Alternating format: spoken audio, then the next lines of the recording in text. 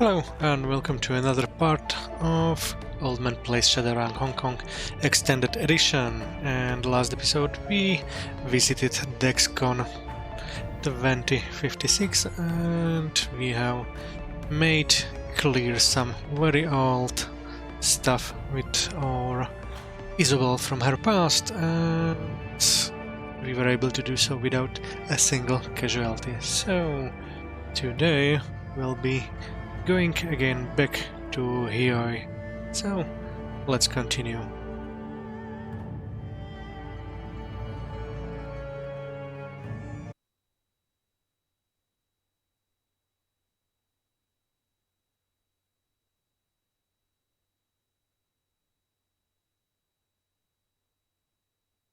Here, the bus trip back to Kai Tak is quieter than the ride in was.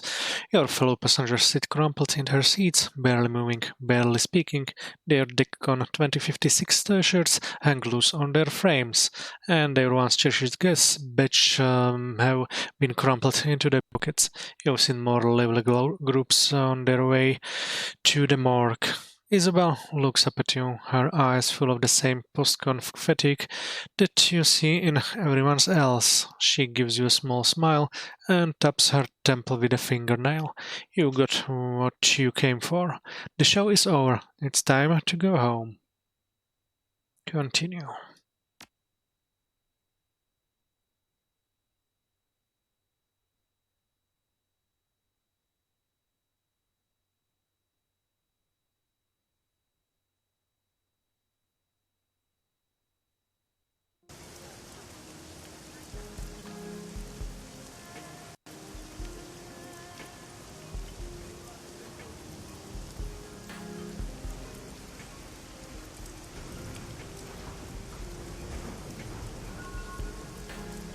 We've got 8 karma points and we will have to go probably to the ship. Let's see if anything is up from that.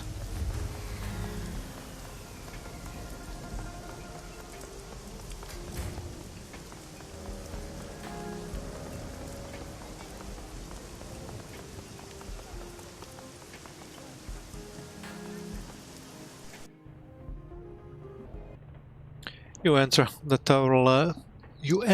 the traveler to find your crew gathered together, waiting for you. Isabel has her head buried in her PDA. The rest of them stands watching her, trying to be patient.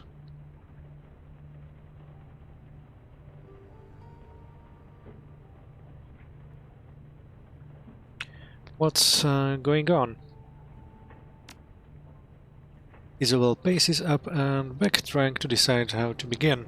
I've been doing my mechanical homework on Josephine Sang and Sang Mechanical Services.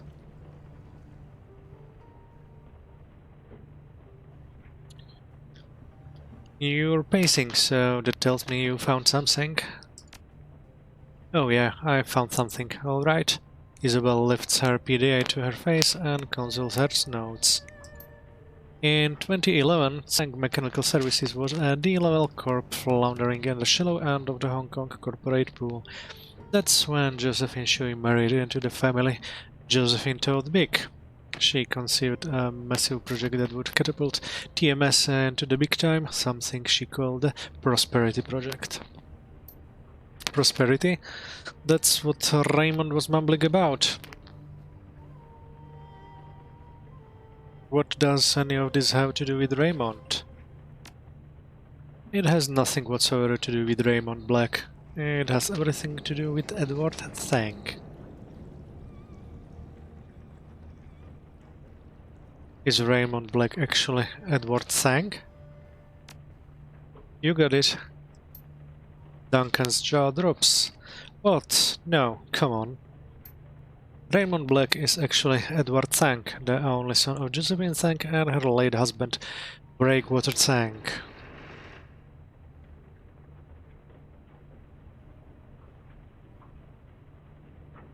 What kind of a name is Breakwater? Cooler than he was, apparently. Breakwater Tank was kind of a nobody, the nothing son of the company's nothing founder.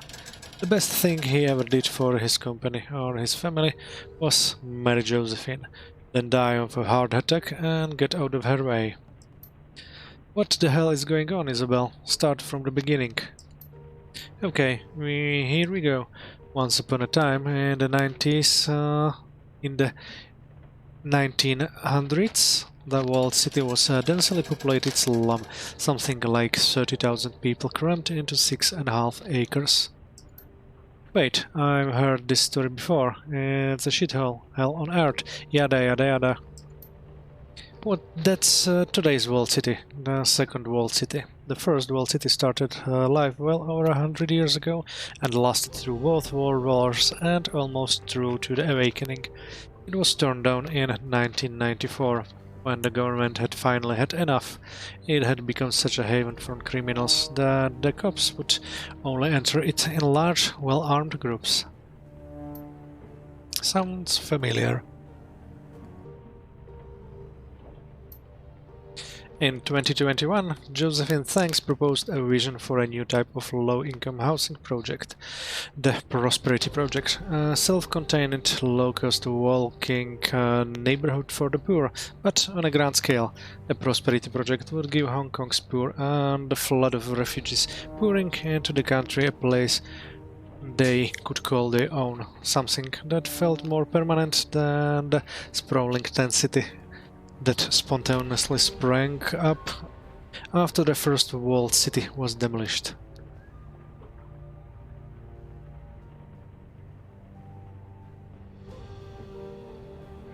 That doesn't sound like the walled city I've been to. Isabel's response is flat as board. No kidding, this Prosperity Project would replace the tent city and would be symbolically built on the side of the old walled city. The slogan was "A place of dignity where prosperity begins." And ends, apparently. The apartments weren't much bigger than the space you'd get in your average coffin motel, but they were built around plazas and marketplaces that contained goods and services catering to the poor. Like drug dealers and prostitutes. This sounds just like the first walled city. The government forgot the lessons of the last walled city. They allowed the idea of containing the refugees and the poor to only a few densely populated blocks. It kept them out of the public eye. Kept the tourists happy too. Isabel gives Gubbet a flat, shut-up expression. Gubbet smirks in reply. Securing the walled city job was the first step toward Thank becoming what it is today, toward putting Josephine Thank on the executive council.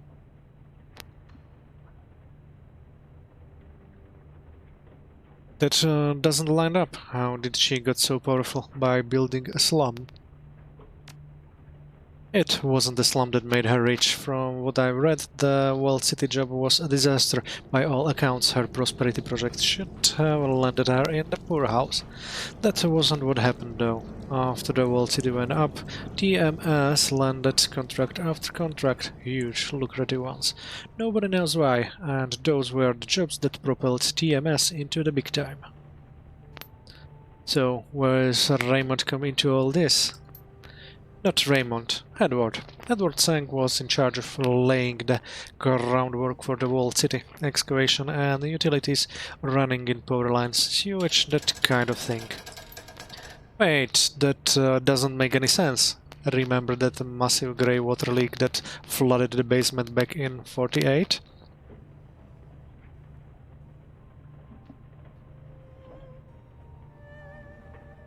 When we get back from that camping trip in the Salish, Ray screamed bloody murder about it. Wu not smiling. I'd never seen him so angry. He sobers. But did Raymond know how to fix it? No. Ray didn't know the first thing about sewer lines. He hired a small army of plumbers, probably paid them double what the job was worth to fix the thing, and it still took almost 2 months to get the leak under control. And Josephine put him in charge of the utilities. No wonder the walled city smells like that. I don't think Raymond had anything to do with the utilities in the walled city. So, if this man was not in charge of the utilities for the project, what was he doing down there? I don't know, but Edward Thank disappeared from the public eye shortly after Prosperity was completed, around 2031. That's about the time he moved to Seattle, around 7 years before he found us. But what happened in the walled city? And what would make Raymond want to go back in there now, after all these years? I don't know, but I intend to find out.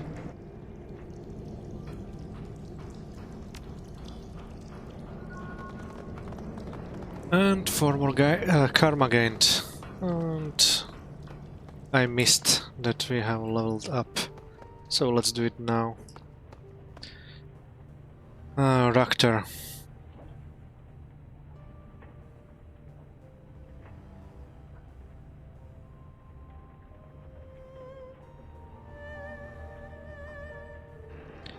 I will... this one, the overclock is much better for me, and as before I will going for the goal skills.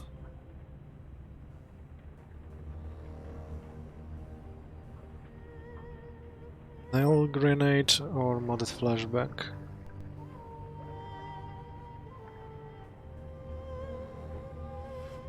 Crowd control.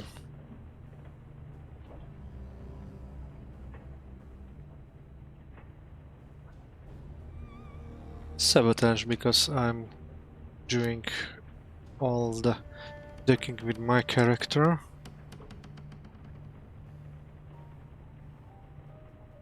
And poison fog. Yes.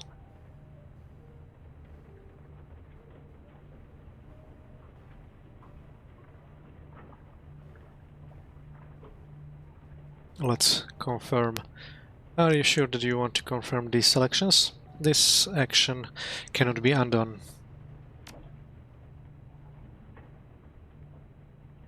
Okay, so let's check the mission computer.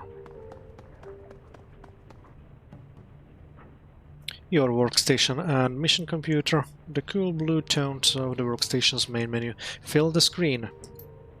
A blinking message in the upper right corner notifies you that you have 2 unread messages. Check your inbox for new messages. You have 2 unread messages. Out of tone. From Kindly Cheng to Mamu. Out of tone. I'm not in here right now, so don't bother coming to see me. We'll talk when I return. Please continue with our business ventures in the meantime. On to see. You have 1 unread messages. Data retrieval. From Kindly Cheng to Mamu. Data retrieval. I hope you're enjoying your newfound success in the shadows. I've got another job for you. One that should prove very lucrative indeed. I've been contacted by an employee of the Eastern Tiger Corporation, and he needs you to steal some research data and biological samples from his employer. The man's name Tigeth Wright. Until recently, he was a researcher on a genetic engineering project. He was cagey with the details, but I get ready to center it around phenotypic alterations and postnatal genetic enhancement. Unfortunately for Wright, he is got a conscience. Stupid man. Luckily for us, he is willing to pay to have his conscience assuaged. Wright's project was apparently quite horrible. Experiments on the living children, total disregard for biomedical ethics or safety, and when Wright raised concerns, he was taken off the project. He's decided to step outside the bounds of the law and expose their wrongdoing to the world. The snack, you see, is that his wife and child live in a cell, not quite the heart of the Eastern Tiger's power, but close enough. He's afraid that if he releases the information himself, they'll be taken prisoner and used as leverage. The idiot should have thought of that before, but that's not our problem. The samples and data are currently on an Eastern Tiger cargo ship, the MV Nalchi, sailing near Hong Kong on the way to Seoul. The storms slowed the ship down, so you don't have to go right away, but don't take too long. Once you have the data and samples, you're to call Wright. I've attached his number. He'll give you instructions on how he wants the information leaked. When you're ready, let me know. I'll arrange transit with Captain Jomo. He's a local Loho Jowa pirate and smuggler, but don't let that put you off. He's as good as they get, and he'll have you on the ship without incident. Take the run. From Kindly Cheng to Mamu. Data retrieval. I'll let Captain Jomo know you're ready. You can find him down on the end of the pier my parole is on. He'll handle everything from there on out. You have 0 unread messages. Go back and open the jobs directory. Review notes on completed jobs. I think I don't get anything special from this quest. It was just quest or mission for Isabel, so no money in it. Woohoo. Let's check it. Yeah. Access the Shadowrun BBS. Shadowrun connection established successfully. Link strength 100%, spoofing 1, group info null anon. Welcome to Shadowland. Claim payment for sold pay data. Pending transactions. Claim payment for the Wuxing logistical data. Data sold successfully and received 150 yuan, winning with 167 yuan, escrow fee 10%. Funding sent to Memo's account 150 yuan. Oh, this one is a little bit mistake. Hey Memo, I was able to cut out the proprietary bits of the files we recorded that were a few yuan, but there was a lot of junk data none of the buyers wanted. I've decided to archive the leftover paperwork, requisition orders, etc. Nothing special, but I figured I'd keep it on hand. Pending transactions, go back. Shadowland connection, yada yada. Post pay data for sale. Attach data to escrow account. Data will be automatically sold to the highest bidder. Both parties will remain anonymous throughout transaction. Post the schematics for the binary Bart's custom cyber deck. Posting successful. Posting will remain active for 2 days. Search BBS for relevant keywords.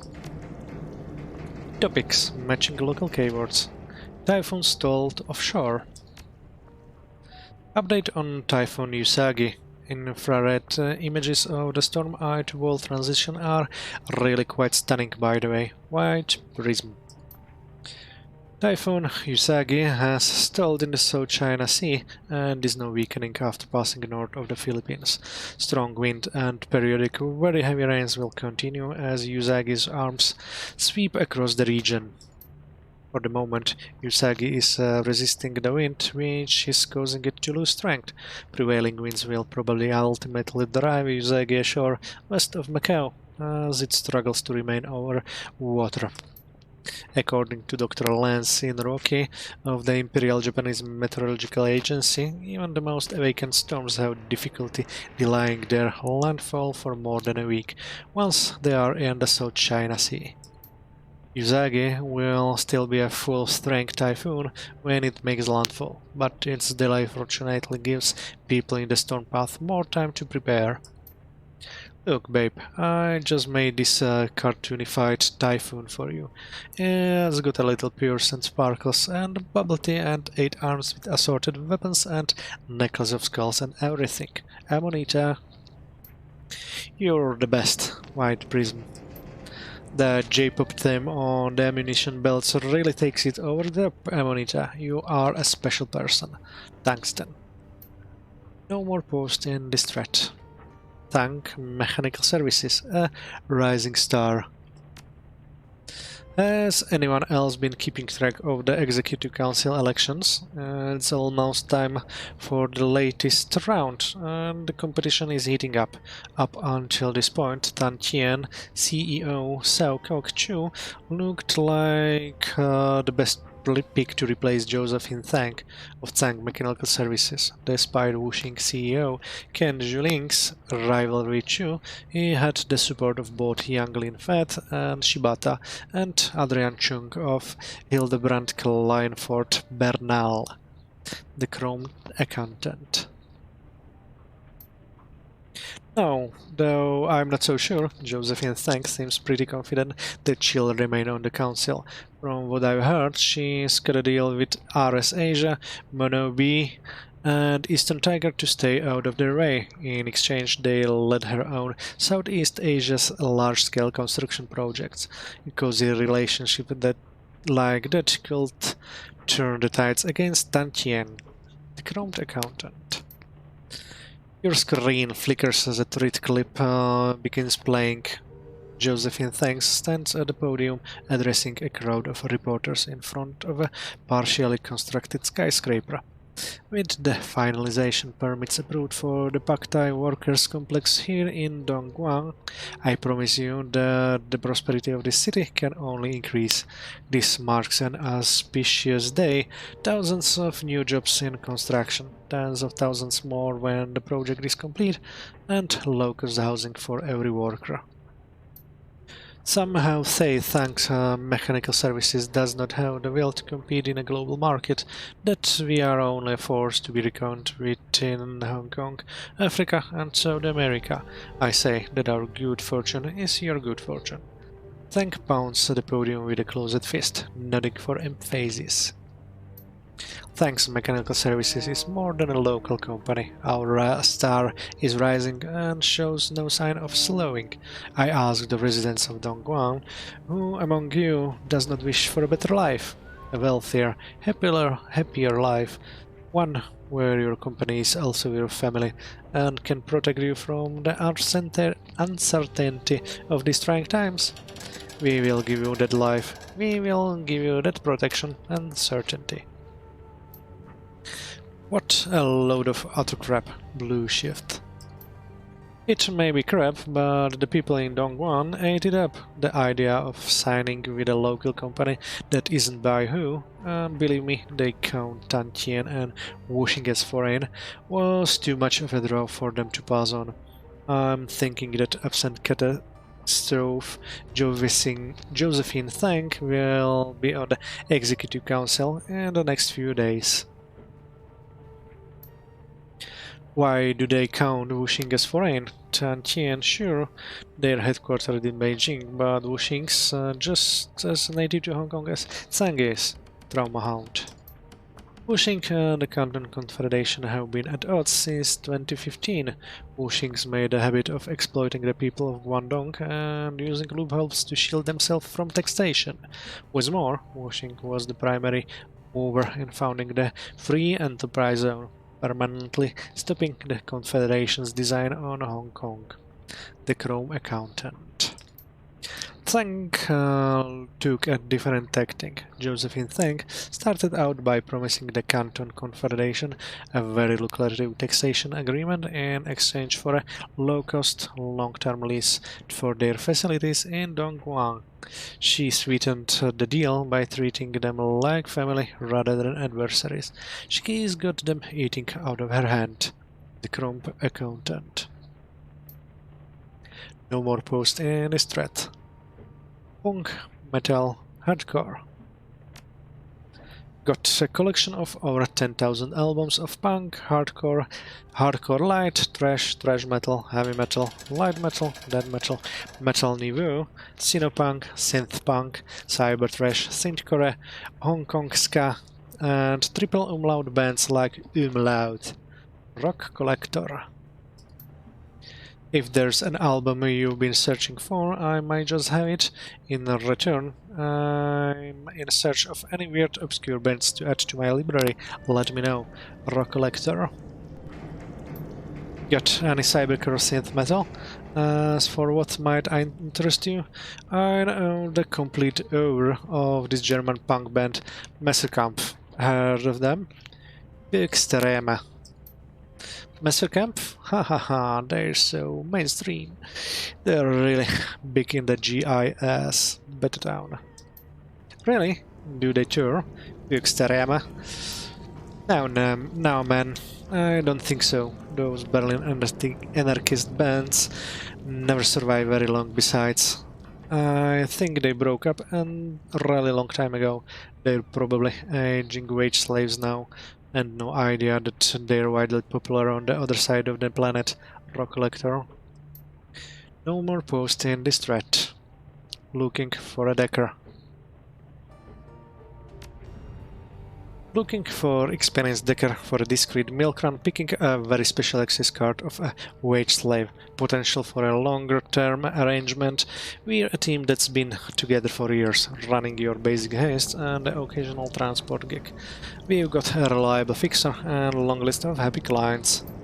Requirements: you must not take experimental stims during runs, you must not tamper with chemicals in secret labs, you must have a good sense of humor. Give me some new and 888. Knock knock, in extremis. Give me some new and 888. You say it's a good sense of humor, and the joke, see? In extremis. At this point, we're actually more interested in hiring an experienced professional with a major adult's impulse control. We've had some bad luck with our deckers lately. The last one had 2 left feet and couldn't seem to stop stumbling into containers full of volatile substances. Give me some new on 888.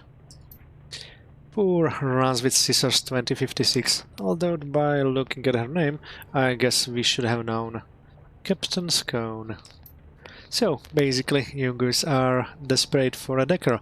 Has anyone else contacted you? In extremis? We can wait a little longer. Give me some new and 888. Meet me. You guys are starting to get a better rep, you know. Jinxed. In extremis. No more posts in this thread. We're sunk. All of us. Swim. As some of you know, I have a keen interest in urban planning, geophysics, and anything involving our eventual and inevitable destruction. Appended is a recent summary on rising sea level in Hong Kong. In express the issue well in lay terms. Freedom Cowboy, you complained my post titles are a bit sterile. How's this one? White Prison. Article Mirror, The Sinking of Hong Kong. From HK Newswire, Hong Kong's watery future. Images and external links redacted. The Joint Corporate Development Bureau has released a report on sea level rise in Hong Kong over the next 50 years. Since the year 2000, Hong Kong experienced 9 to 13 meters of water level rise, varying by location. Geologists cite a combination of Antarctic ice melting, the natural sinking of Hong Kong's artificial fill shore fronts, and forced subsidence caused by massive urban construction. Read more. Future of the city. Geologists predict a continued rise in water levels over the next 50 years, with slowing land subsidence being offset by the accelerating collapse of the Antarctic ice sheet. Quoting from government geologist Ao Ming Xia, Dr. Ao Ming Xia, with up to 15 meters of subsidence expected over the next half century, a large fraction of current Hong Kong will become submarine. Due to our population and small land base, abandonment of flooded land is no longer practical. Rigorous amphibious retrofitting of the city will need to continue. By 2100, the current coastal buildings will mostly rise from a canal environment. Focus on engineering to protect Hong Kong. Engineering studies indicate that major improvements will be necessary on the coastal seawalls and on Victoria Harbour's Shirang Wall, officially the anti-typhoon automated harbour defence jetty. Coastal protections will need to be raised by half a meter per year to counteract the total effect of a rising sea level and the worsening severity of super typhoons. The Development Bureau estimates this may cost 250 billion yuan over the next 5 decades. Climatic models suggest that by 2100, storm surges impinging on Hong Kong shores may exceed 3 meters in height, and wind-driven waves during severe storms may reach 15 meters. End of article. White Prism. So, we're going to be running jobs from gondolas in 50 years. That's the message. Give me some new N888. When one does some simple financial modeling and extrapolates the worsening severity and frequency of super typhoons, along with the geological outlook, the actual message is that it may be necessary to abandon Hong Kong. White Prism. WP, I take it back. Keep your sterile titles. What's so endearing about you is that you talk about the grimmest things like an accountant. Freedom Cowboy. Double entry accrual accounting is an amazing system. If more operators took an interest in it, they would have much better long-term financial security, as well as be better able to interpret and manipulate materials encountered during their work. White Prism. It's pretty ironic that your handle shortens to WP, normally associated with white phosphorus hatch. Actually, hatch, it's not. It's really not. Freedom Cowboy. White phosphorus is exceptionally useful, not merely because of its hypergolic ignition and the fact that once burning it is chemically immune to water quenching, but also because of its high adhesion and biotoxicity. I don't take pleasure in these qualities, but I appreciate them. White Prism. No more post in this thread. Merc operative. Accessing BBS archives, please wait. See attached image dated to late 2050. The human in the middle is Simon Jour, a mercenary fixer in Macau. He's a known quality. He's a known quantity. I'm interested in the elf on his left. Anybody recognize this guy? Archaeopteryx. From 52. Your person of interest is Roald Dahl, aka Whipsaw. He's not a merc, he's a corpo turned runner turned corpo. He's now a counter-disruption advisor, currently under contract to Francis Neuronet. Sure, is just a broker, but I'm wondering what Whipsaw is doing with the third guy, the troll Icebreaker. Blood Meridian. Icebreaker? He doesn't look like a decker. Escape velocity. Icebreaker as in as big as an icebreaker, the ship. He supposedly ran a paramilitary crew for a while. Blood Meridian. I've heard of this guy. He vanished 6 years ago. His whole team went completely dark.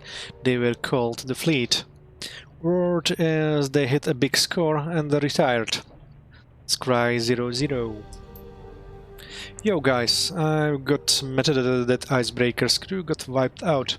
Only 2 survivors, and you won't find them. Tin Helmet. Tin Helmet, I'm tired of your weird-ass rumors, Frenetics. Tin Helmet may be correct. One fleet associate you Strada, post on the BBA 6 times over the next year. Another belly song was collected by Bounty Hunter. See attached image. White Prism. Thanks, White Prism. That's fucking awesome. We all really needed a picture of a woman shot in the face and slumped over a toilet. This isn't the gore board. I swear you got Asperger's or something. Frenetics. No more posts in this thread. Kowloon car bomb. Accessing BBS archives, please wait. It's from 2051. Car bombing in Kowloon City today, near Salisbury and Nathan. Triad hit, extremists, Blood Meridian. The Triads don't usually use car bombs, and terrorist wants a substantial blast to kick fragments. This one had a small explosive, but burnt like an oil well. Vanisher. Voila! HKPD report appended. One fatality, the driver, guy named Ripshot, burnt almost beyond identification. Amonita. Ripshot is a rigger. He rolls for the fleet. He's got a long enemies list. Crazy taste. No, crazy taste. I don't know why people keep associating the fleet and this Ripshot guy. The fleet's rigger is a Shenzhen guy called Chainlink. Yeah, Ripshot has a lot of enemies, but he's a KFO, Croc Shaman over in Kwung Tong, and he's not dead. Amonita. Several people have operated Hong Kong under the handle Ripshot in the last year. None of them are linked to the fleet, but that crew is known to spread misinformation about the composition. So, who knows? Amonita. I see. The body identification was made from limb DNA, a skull fragment, and the footage from a nearby CCTV camera. White Prism. White Prism. Amonita, we are going to go conspiracy theory on us. Again. Escape velocity. No more posts in this thread. Go back.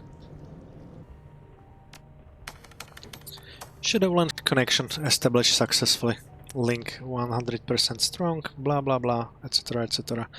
Go back. I think I have everything from the machine. Okay, that's also... Oh, before continuing further... Oh, objective edit. Travel to the MV Nalchi and steal the data and tissue samples. So, before going anywhere further, let's spend karma.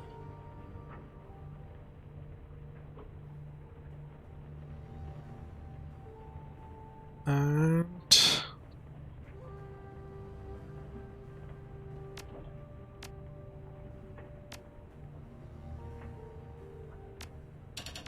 I think I pick this and this. It's exactly 12 points. I forgot to do something what I should have done first. So let's get to the bunk and take a nap.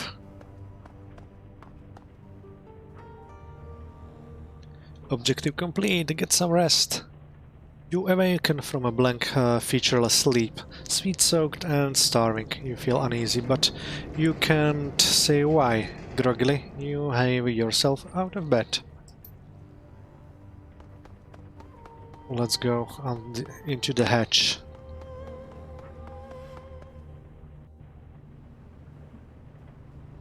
And as always, let's go first to the Gaichu.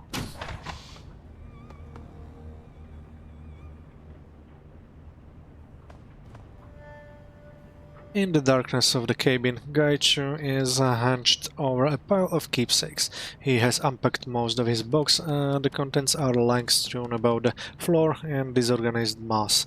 The girl gingerly picks through them, turning each one over in his fingers as he feels their shape.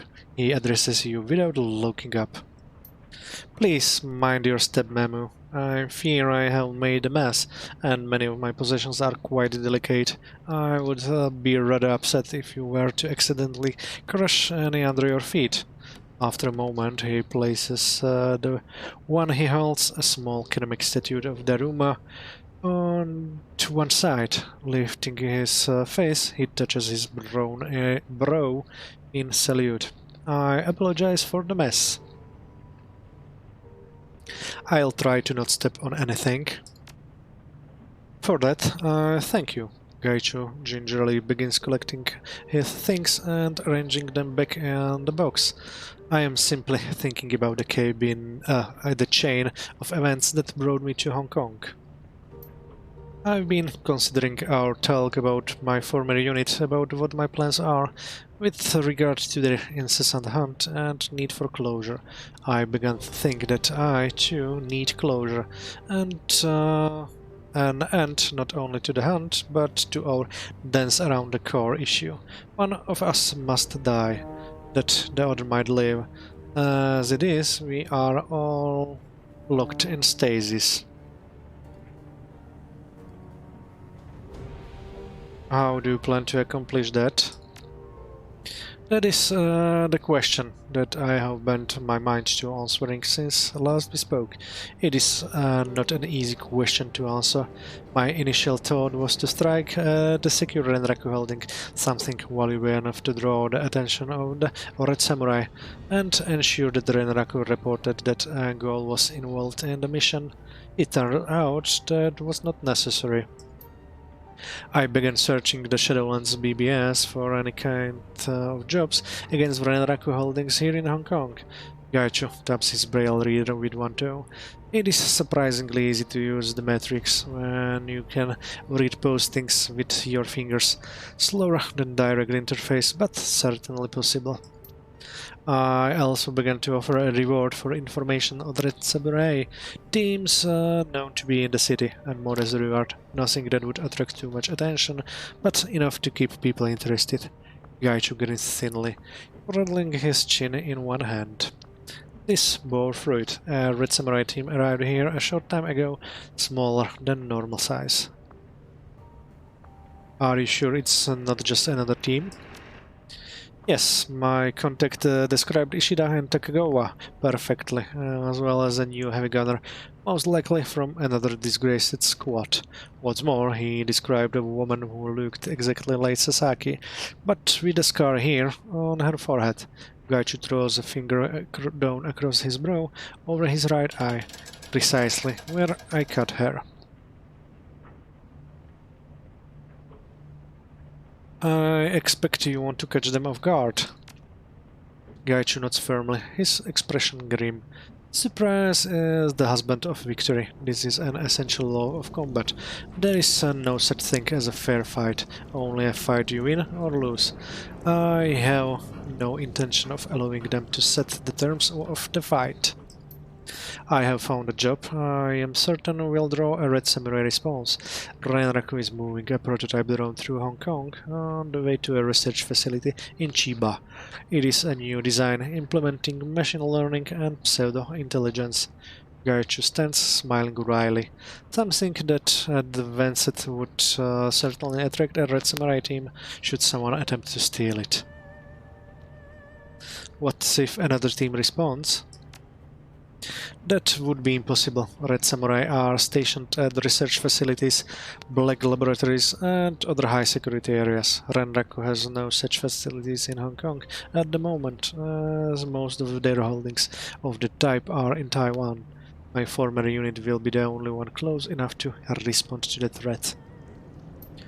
The Johnson for this run is a Renraku scientist escorting the drone. He wishes to leave Renraku's employ, but is unwilling to risk reprisal should he escape on his own.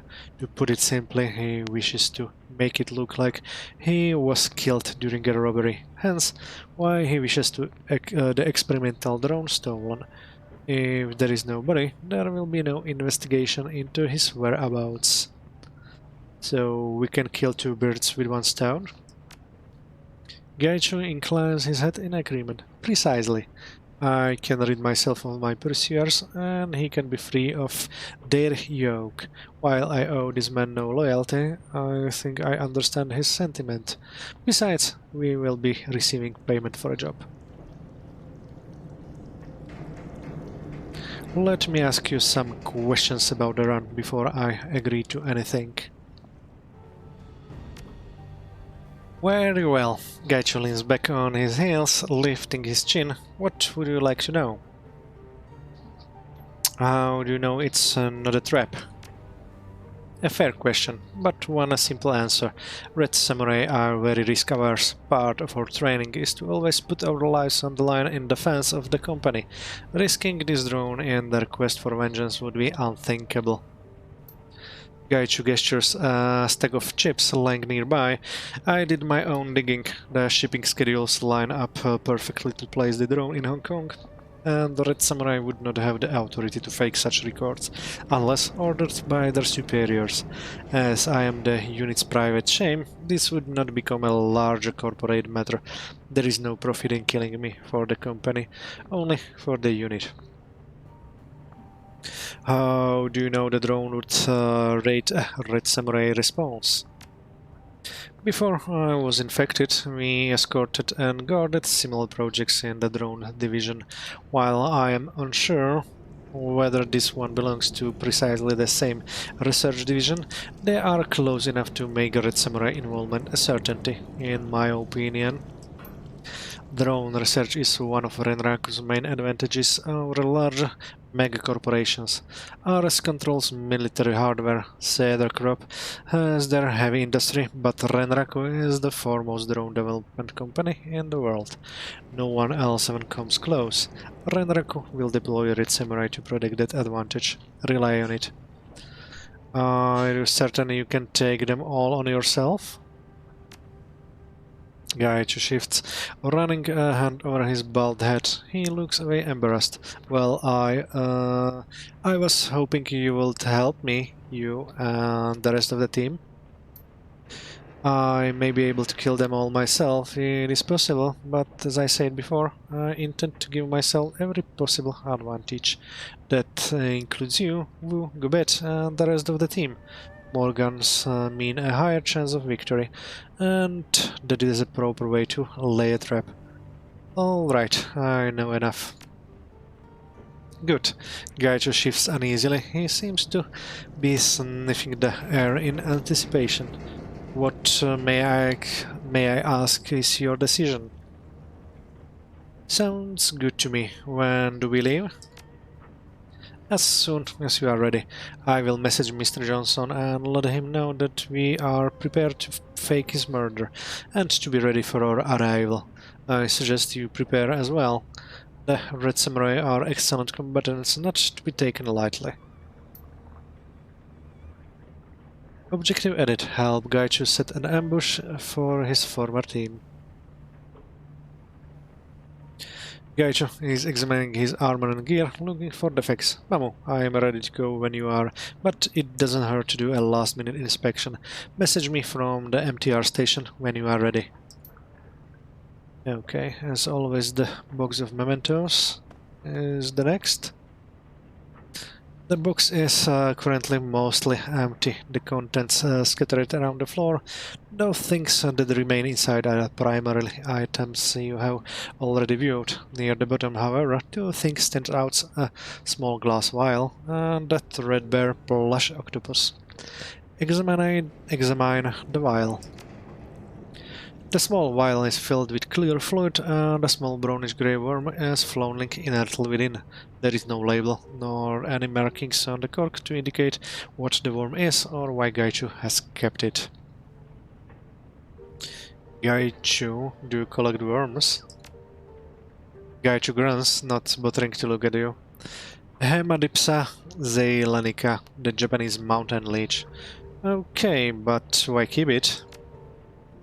And this, Gaichu turns to face you, and you see that he is grinning wickedly. Have you heard the story of Izanami and Izanagi? Academic option. You mean the Japanese creation myth? Yes, the same. Most Japanese know that Izanami and Izanagi birthed 8 children, each one becoming an island in the archipelago.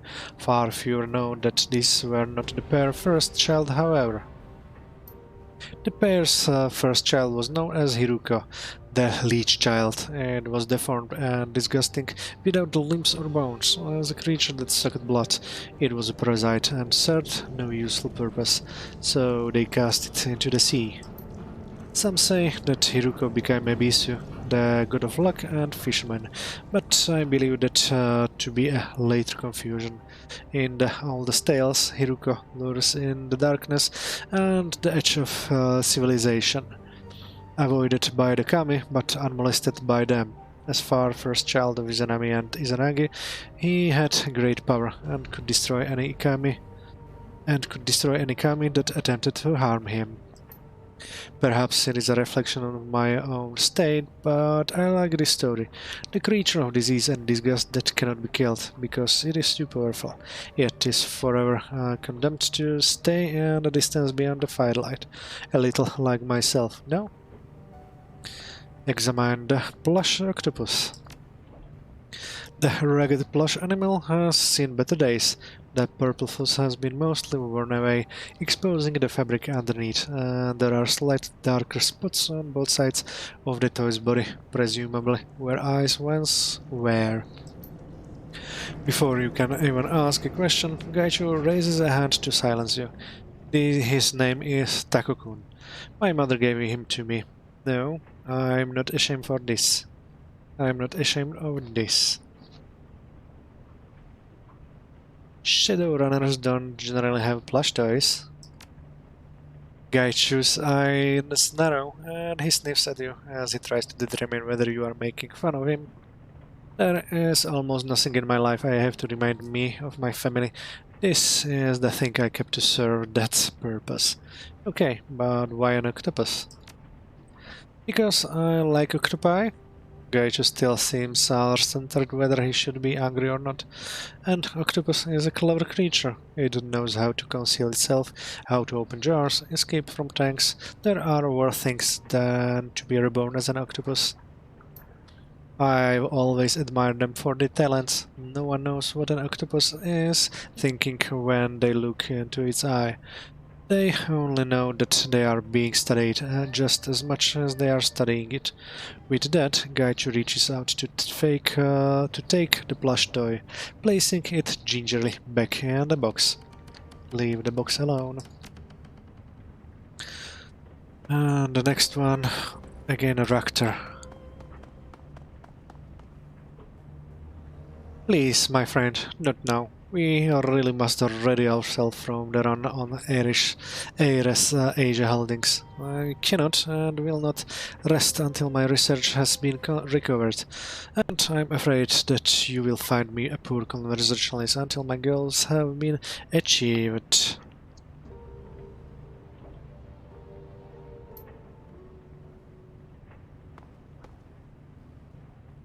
Okay, the next quest or mission which I will take will be the Rector one, because I have keep him waiting pretty long time. Let's talk to Duncan now. You find Wu sitting on his bed and staring at the floor when you come to his cabin. He rubs his head up and back, occasionally stopping so to softly bounce his palm against his forehead. When he notices you, he closes his eyes and shakes his head. Not in the mood to talk right now. I gotta wrap my brain around this Edward Sang thing.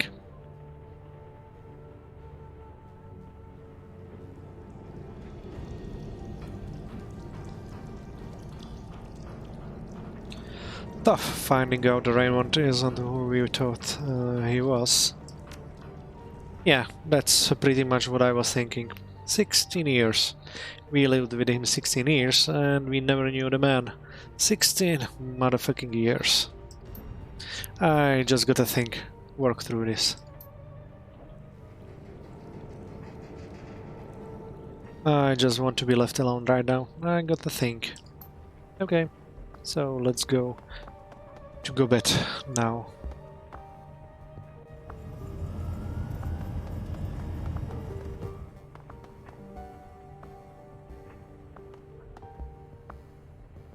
As you enter Gubbet's cabin, two things grab your attention. The first is Gubbet herself. She looks exhausted, bleary-eyed. The easy smile that you come to associate with her is nowhere to be seen. The second is what she's doing. Gubbet appears to be in the middle of a valiant attempt to stuff a whole roasted duck into a saucepan half its size. The bird's rubbery neck flops from side to side with every heave of her shoulders. She looks up from the saucepan, blinking. A corner of her mouth twitches upward, but the half smile falls away almost immediately. Oh, hey, Mamu. Caught me a bit at a bad time. I was just making dinner. I've been watching the struggle. It looks like the duck is winning. Huh? She blinks down at the duck, and her mouth dips into a frown. Oh, it isn't winning, it's just being stubborn. I'll make it to it, don't you worry. She gives the bird another heave. Something gives way with an audible crunch. This would be easier with a bigger pot. I'd have to wash it first, though. She glances down at the piles of dirty clothes and assorted detritus on the floor of her cabin, frowning. And to do that, I'll have to find it. Anyway, you want something? I'm up to my elbows in malard. Any thoughts about that last run? You didn't bring me on our last run, so no, I don't have much to say, she shrugs. Nice to have a night off, I guess. So, what else do you want to chat about? I'm ready for my next lesson. No lessons today, Memu. I'm not feeling up to it. What's wrong? You don't look very good. She rubs the bridge on her nose with a pair of greasy fingers, leaving smudges of duck fat behind. It's weird. Ever since our last lesson, I've felt, I don't know, preoccupied with the sinking ship. I don't really do the whole haunted by the demons of my past thing. I mean, that's fine for some people, but I'm allergic to drama. Generally, when I thought of the past get me down, I remind myself that it doesn't matter, long enough, and go have a snack. But this, I don't know, it's weird. Ever since our last lesson, I haven't been able to get to the sinking ship out of my mind. She looks down at the pot full of mangled duck on the counter, closes her eyes. I guess I'm just worried about Cat and Mel, which is weird, because why would I be? I mean, I haven't even spoken to them in years. Hell, if anything they should be worried about me. I'm the one who gets shot at for a living.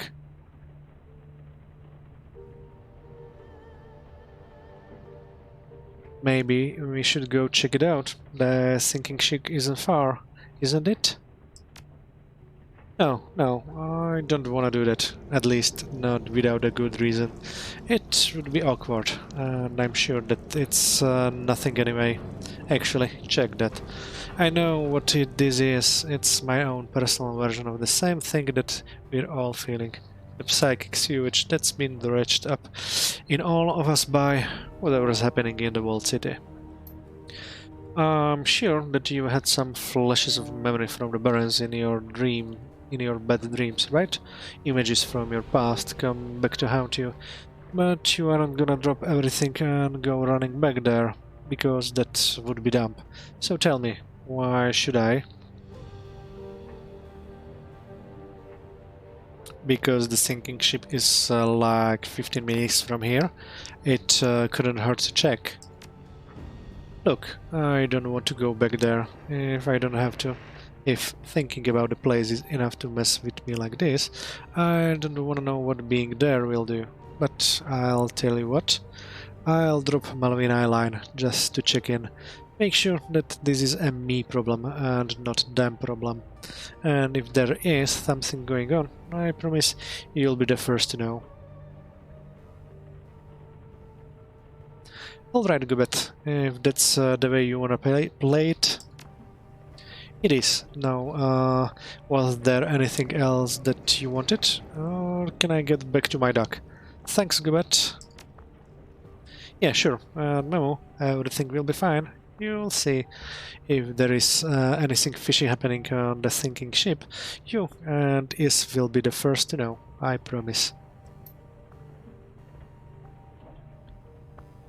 Hey, Memo, I'm not really in the mood to hang out right now. Have you stopped going down, you know?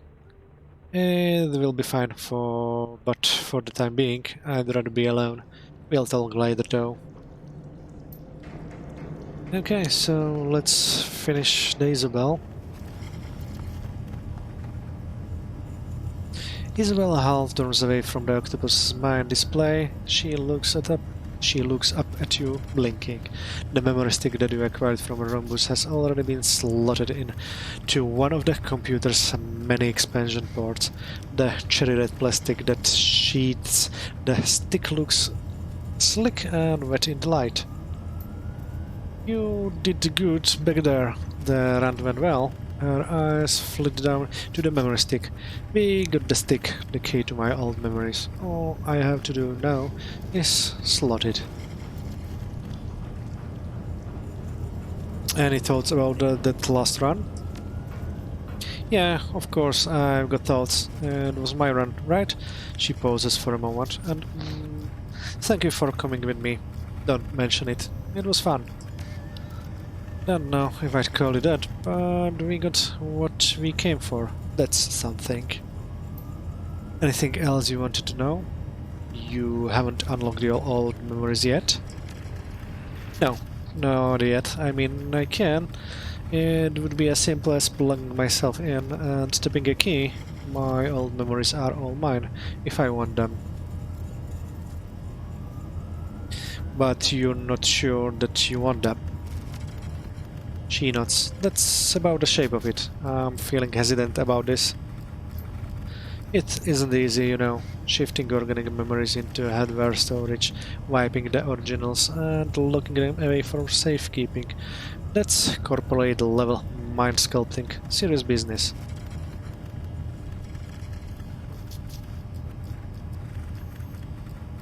I'm assuming that there's a point to all of this.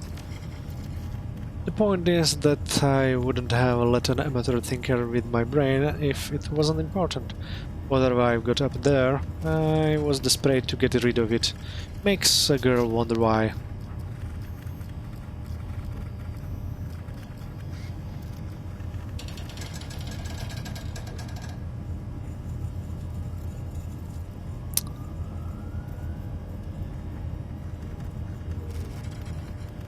Tell me, Isabel, would it have been easier for you to have a Rhombus just wipe the memories altogether? She blinks. Yes, much easier. Still not without risk, but you didn't do that. You had him move the memories into storage. Why? There is a long pause, because I knew that one day I might need them.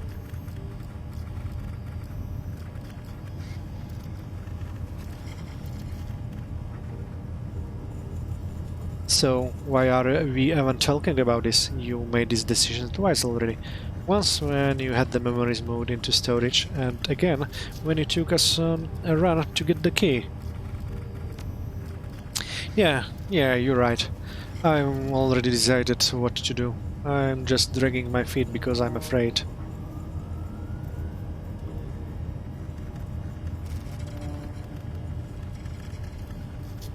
You shouldn't let your fear decide for you.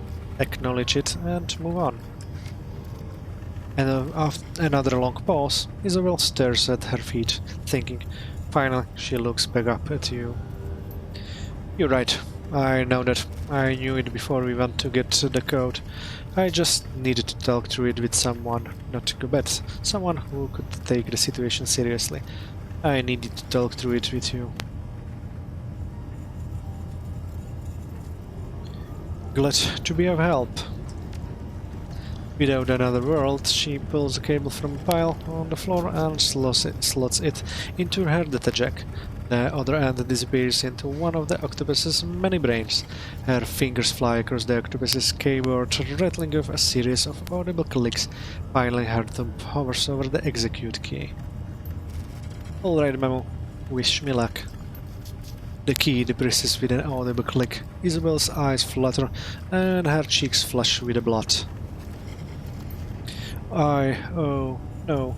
No, no, no, no, no, no. She starts shaking her head from side to side, wriggling her hands. A progress bar on the octopus auxiliary monitor slowly climbs. Oh, fuck.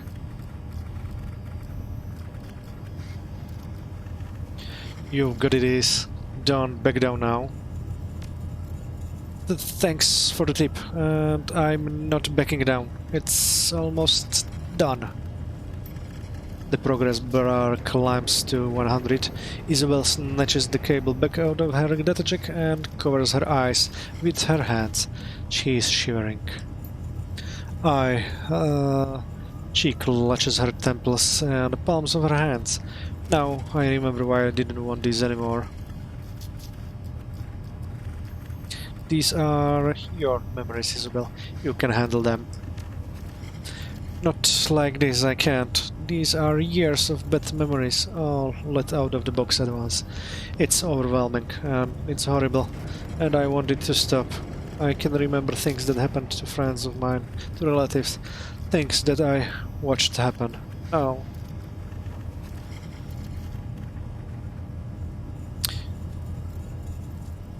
It's okay, Isabel. Breathe. They're just memories. They can't hurt you. Yes, they can. Her voice is wrecked, bro. These memories are crystal clear. It's like all of this shit happened yesterday. I can remember watching friends die, and I can see their screaming faces just as clearly as I did the day that it happened. It's like watching a treat show, but it's my life, and it's real. Isabel, focus. Is there anything in there that can help us? She screws her eyes shut in concentration. Beads of sweat hang heavy on her brow. I think so, yes. It will take time for me to sift through all of this. She opens her eyes again, looks up at you. I'll hold on to these memories for as long as I can. Hopefully long enough to realize something useful. No promises beyond that, though. I'm not asking for promises. Just do your best. She gives you a weak half smile. I always do. One thing that does jump out at me. Rhombus archived some software up here. She taps her temple with a fingernail. It's sitting on top of the memories, all wrapped up like a present. Don't know why he did it, but it looks like a combat package. My interest is officially piqued. It's interesting, yeah. I'm gonna have to study it to know what it does for sure. Looks like some sort of basic attack modification. I think that maybe I can use it. Can't wait to see it in action. Yeah, it's all very exciting, but for now, just give me some space, okay? She turns away, shivering. Like I said, it's gonna take time for me to make sense of this stuff.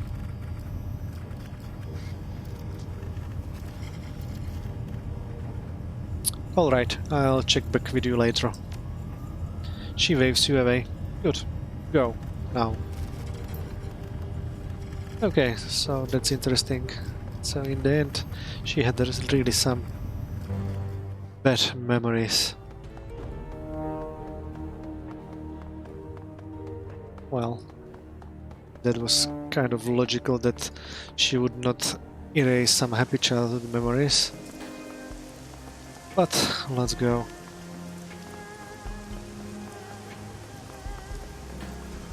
Let's go to the parlor of 5 phases. Oh, a very familiar face from... Not face, I mean the cloak from Shadowrun Returns and Shadowrun Dragonfall. Algernon? Whatever. I really don't remember. Well, anyway, let's talk to Crafty Shoe.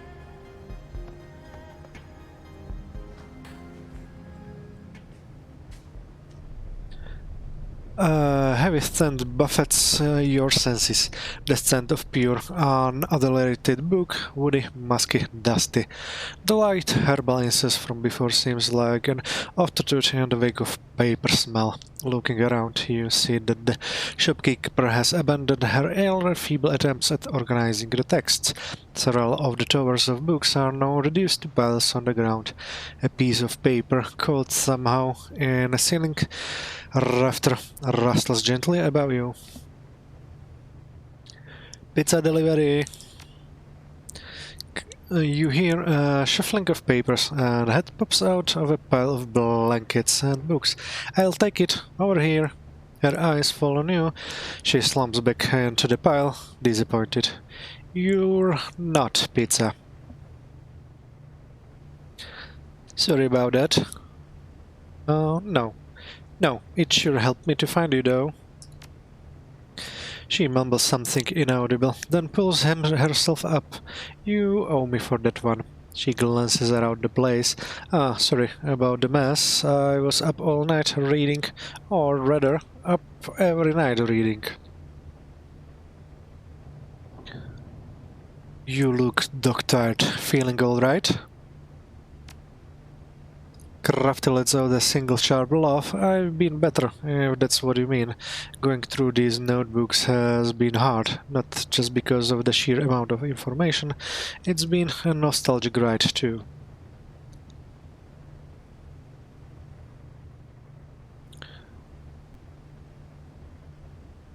Maybe you should try doing something else for a while. No way. I've dug myself too deep to back out now, and I don't say that as a bad thing. I'm at progress. I'm proud of that. She leans on a book cover chair. The sooner I figure out these dreams, the sooner I can rest. And trust me, Mo, I'll make up for it in spades and naps.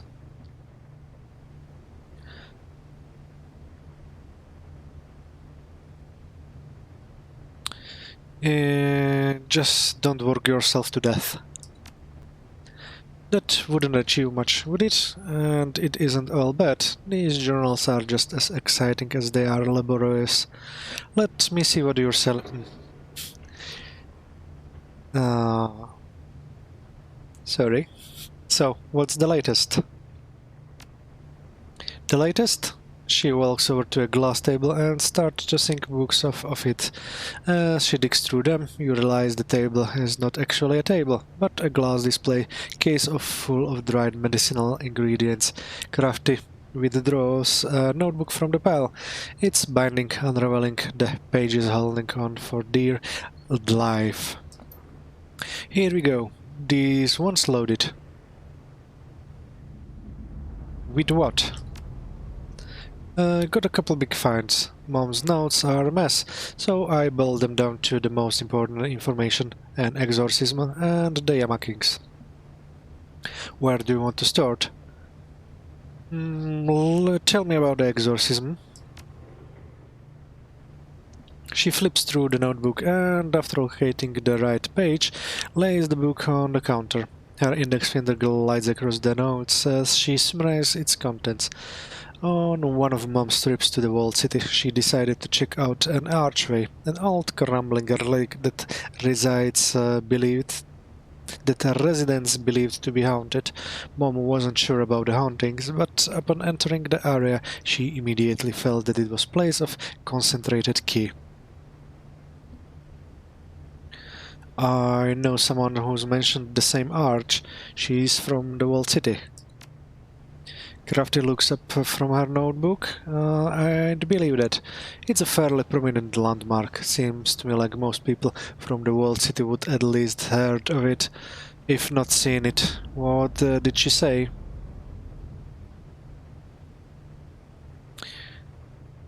Nothing good. Yeah, I'd have to agree with you there. At least from what my mother wrote, it was seriously bad. So, what happened next? The key wasn't like your standard run-of-the-mill energy, and for the walled city this key was exceptionally dark, and it all seemed to gravitate towards the arch. So she did what any cook of her magic brand would try, a Taoist exorcism.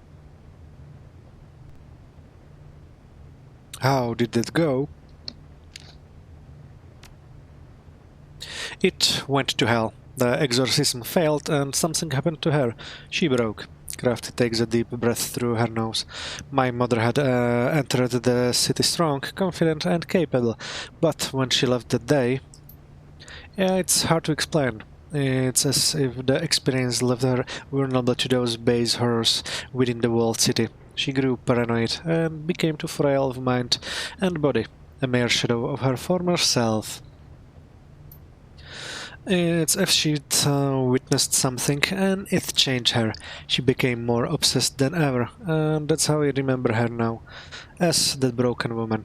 I am not sure how this fits into our investigation, but if that sort of malevolence is coursing through the walled city, it's no wonder that people who live there experience such terrible dreams.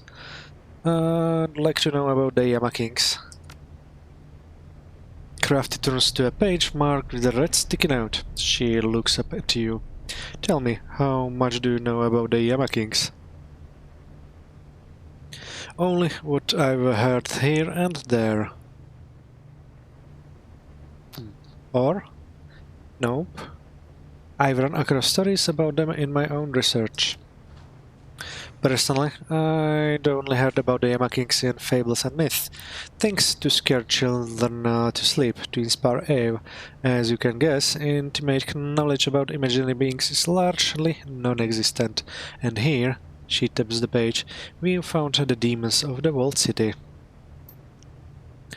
Through my mother's excursions into the slum, she came to learn that its residents had their own unique Yama Kings, different from the traditional ones. The people there are segregated from the rest of Hong Kong. Over time, they came to believe that their home was possessed by local demons. Makes sense, considering the place is a penchant for crime and disaster. Do their Yama Kings have names? There were three that moms knew of: Lam Wei, Fu Man, and Qian Ya. Each Yama King is associated with the negative energy on which they feed. Lam Wei feeds from cowards, Fu Man from the guilty, and Qian Ya slaves. Unfortunately, my mother's handwriting declined with her sanity. She rubs her forehead in frustration. She has a lot of details in here about these local Yama Kings, but I could only make out bits and parts. There's a list, something here about. Her mouth twists sideways and her eyes squint, straining to read the notes. Rules, maybe laws of some sort. The thing that stood out to me is here. She plops a finger onto the page. It's about the propriety surrounding ownership in deals, exchanges, negotiations, luncheons? No, that last part can't be right. Anyway, it says that the Yama Kings, under rules of law or laws, must adhere to the terms of a deal. And there's something else, but... She sighs and flips the paper onto the counter. Nope, sorry, can't read anything past that. You know, it's strange to me that Mom found these mystical beings significant enough to mention in her documents. It makes me worried if she thought they were real, or connected to the curse that she believed in. A thump, and Crafty closes the notebook. She casually tosses it back onto the display case. It's not the best lead, but I think that it's a step in the right direction. Let's talk to her again. Back so soon? Tell me what you need and I'll see what I can do. Think you could send me a copy of those notes? Crafty taps her finger to her nose. Already a step ahead of you. I just finished digitally transcribing the information. I'll send it your way. She looks around the book-covered shop as soon as I find my terminal. That will be great. Appreciate it. You're welcome. Expect them soon. Let me see what you're selling. Well, looks like nothing new which I can use. Okay, let's... Need anything else? I'll let you get back to it. Sounds like a plan. See you soon.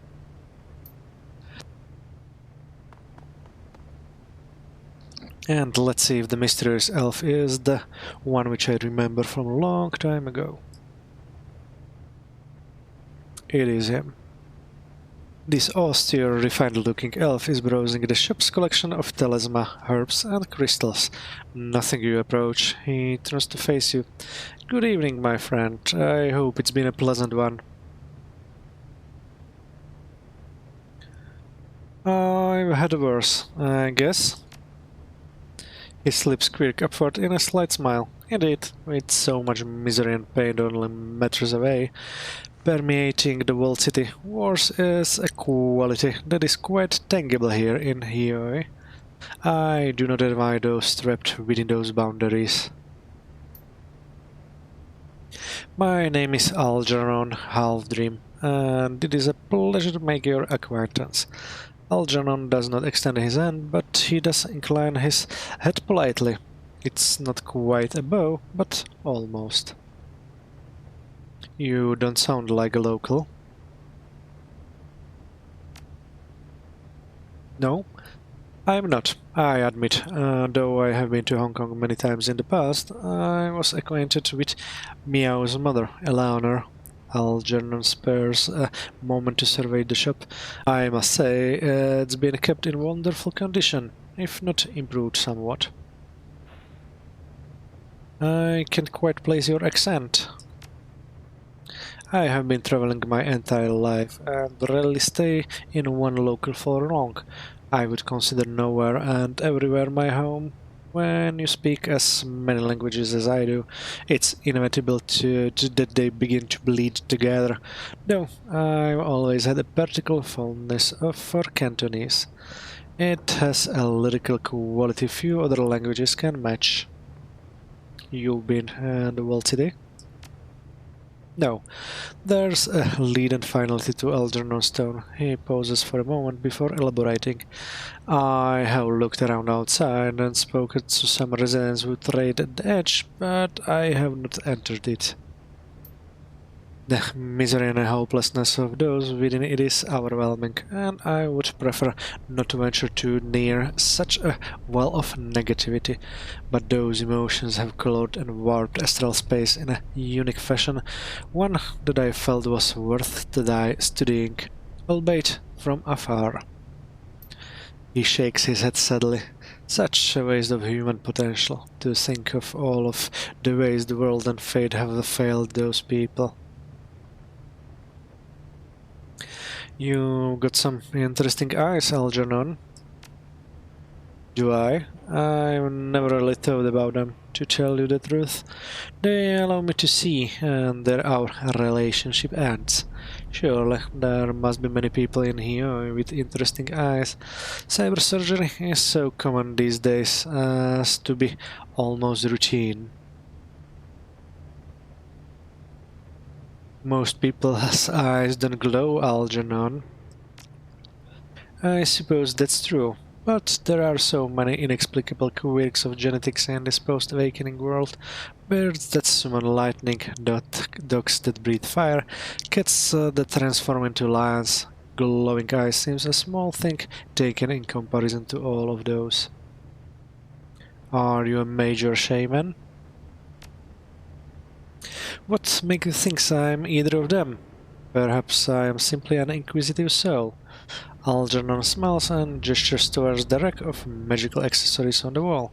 Of course, a merely inquisitive soul would not be interested in purchasing any of this.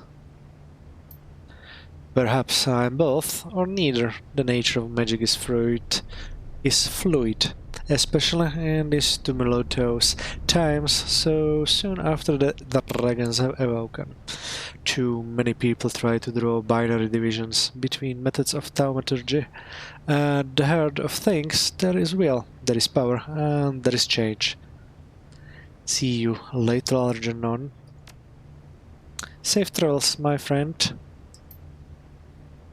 Okay, so we met our old acquaintance again. Let's talk to Jin and his Go party. Jin frowns. Looks who's back. Why don't you go egg a car or something and leave us alone? I, for one, enjoy Mamu's visits. A hint of a smile touches Lau's lips as Jin grumbles to himself. How can we help you? Sorry to interrupt. I was just wondering if you're all still having the dreams. This again? Don't you have anything better to do? Yes, we're all still having the dreams. Lau's voice is calm, but troubled. However, they've gotten a hell of a lot worse. Jin shifts uncomfortably. Look, let's not go into details. But this information could help others. If I tell you, will you go away? I can't make any promises. I'll hold you to it all the same. He glances at Lau and Shu before continuing. Our dreams have become unpleasant, so to say, darker, violent. Runs his hand along his tightly cropped beard. Not all that healthy, if you ask me, especially for men of our age. We come out of them in a day, sometimes feels like we've been punched in the senses and the imagery. You can see him shiver as he thinks about it. Well, I said no details, so no details. That about sum it up, Shu, Master Lau. I have nothing more to add. Shu? Shu's eyes bore into you. No, nothing. You seem upset. Is something wrong? Shu continues to stare at you. His face pale. He opens his mouth, closes it. He seems to be struggling to find words. What's wrong with you, Shu? You'd better not be having a stroke. We're in the middle of the game. If Shu heard Jin, he doesn't show it. He looks at you, and his eyes widen. You need to go faster. His voice is urgent, pleading. The shadows that follow you are getting closer. Excuse us, Memu. Our friend is tired. Lau clasps a hand on Shu's shoulder, who doesn't seem to notice. These dreams have taken a toll on all of us. Please, come back sometime. Come back some other time. Sorry, I didn't mean to upset anyone. Enjoy your game. Okay. Crit stick. Wow. How much is that? Just 64. Oh, not much. Okay, let's talk to Reliable Matthew.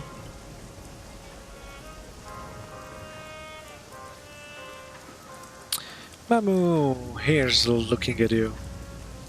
Reliable Matthew gives you a big wink and shooter sign. His eyes don't seem to reflect them emotion, as usual. You in the market for high-powered grade A autonomous helpers, or are you just here to hang out? Because if you're just here to hang out... Matthew's synthetic personality seems to flicker for a moment.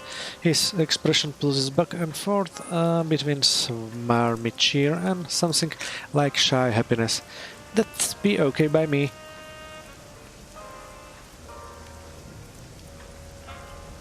Let's talk more about your medicine.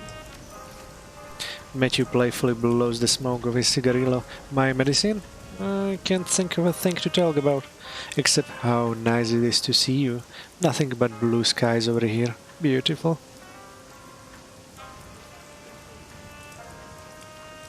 Can you unchip? I'd like to talk to you. He sighs heavily through his plastic grin. Alright, beautiful, alright. Clutching his cigarette tensely between his fingers, he reaches up into his hair. With a faint click, he removes the chip. His expression goes slack and his shoulders slump. Matthew struggles to maintain eye contact as a slow tide of melancholy washes over his face. "Hi, Mamu," he says it timidly. He looks around disconsolately at the drone scattered deck. Here we are.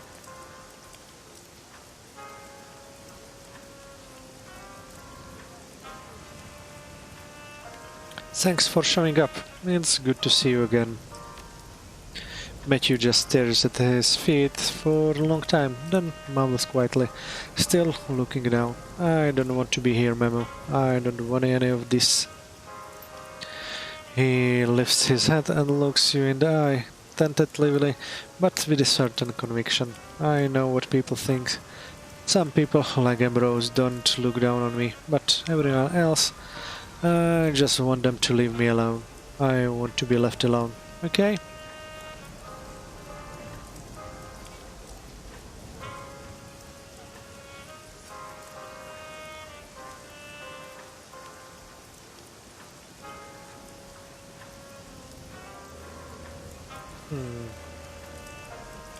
"I don't blame you, brother. The world is screwed. I think that you might be the sanest one among us." "Thanks, Memo." He gives you a shy nod. There's a deep recognition in his eyes. "I know what I'm doing. I'm going back now." Matthew reaches up into his hair. There's a faint click as he snaps a BTL back into his data jack. His back ripples as he pulls himself upright, and his face transforms with a sudden surge of feeling. "Memo, that was real. I mean, real. Beautiful. You got some chops on you. He adjusts his tie with exaggerated gusto. "You know, something I think about, may I tell you? It's gonna blow your socks." "Sure, Matthew, go ahead." "You're a peach, beautiful. So let's get real, really real." Matthew takes a big virile breath. He looks around in satisfaction, hands on his hips. "I'm not Matthew Shun.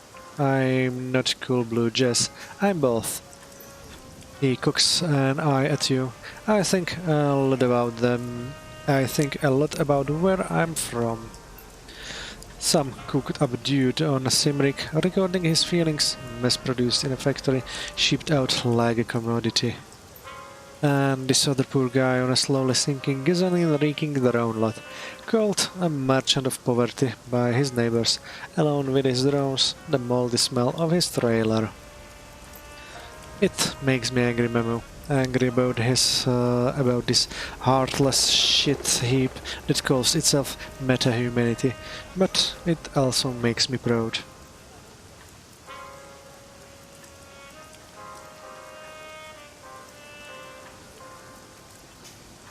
Where are you going with this?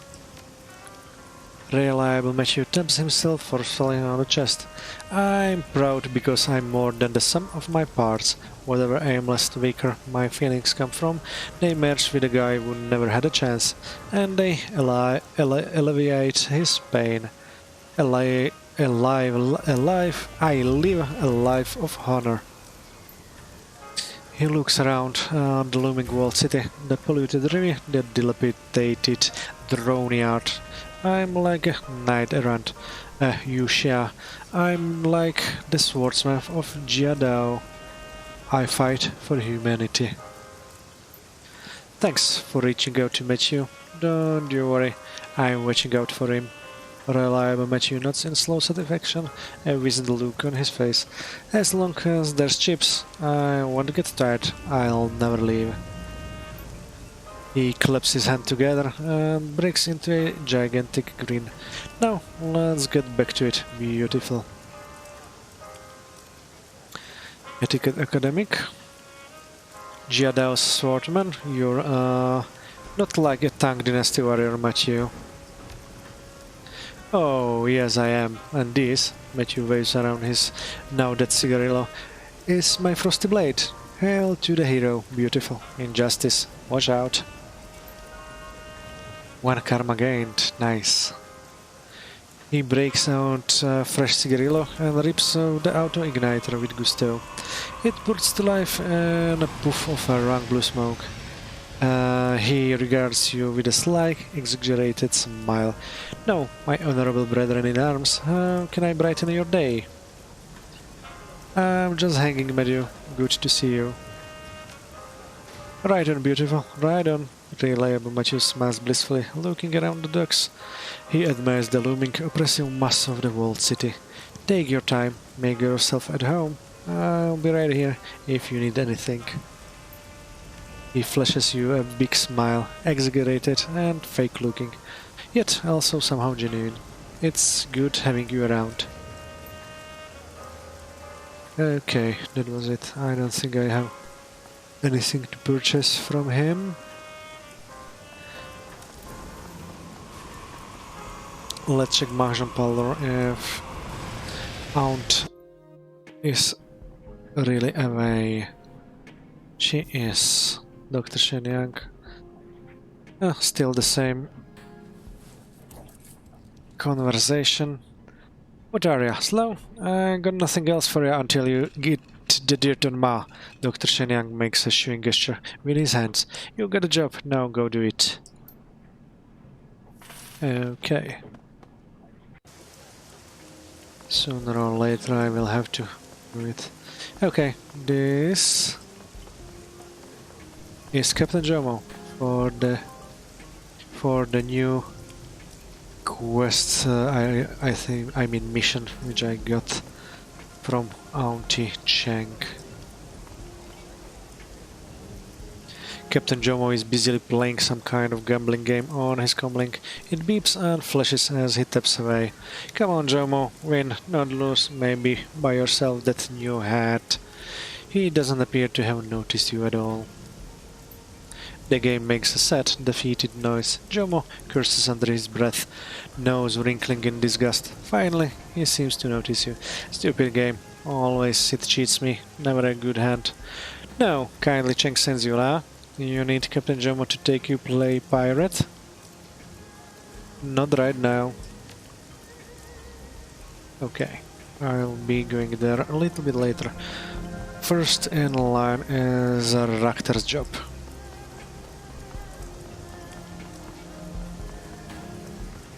Okay.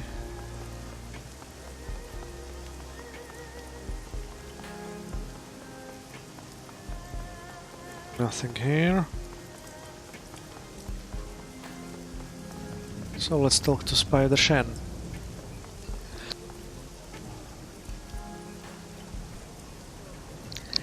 The area behind Shen's table is even more cluttered than usual. Many of the glass cages have been pulled out of their neatly arranged stacks, lying above the floor of the boat like miniature reptilian landmines.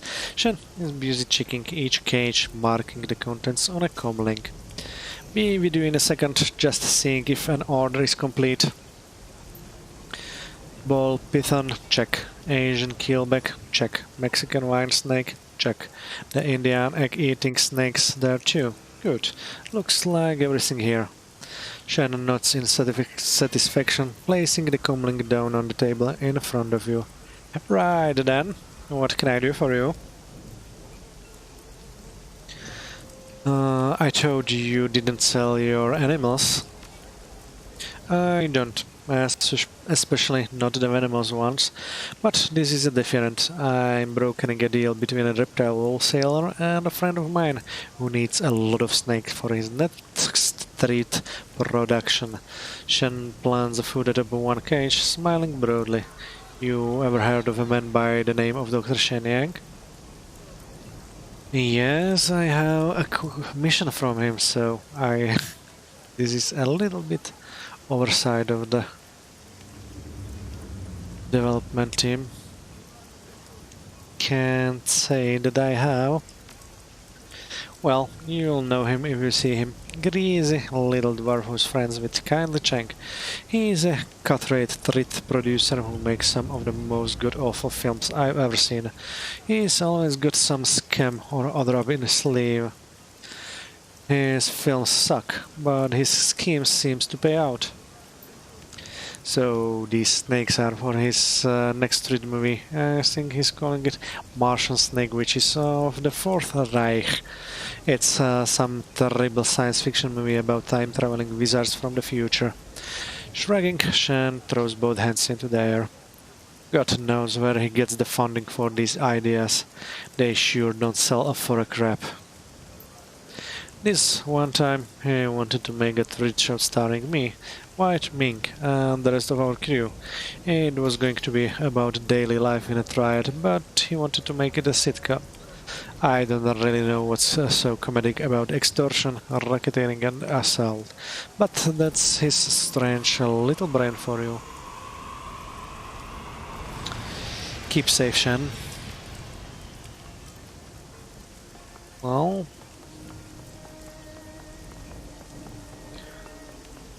So... the Dr. Shenyang, or what his name is getting Snake for his next movie.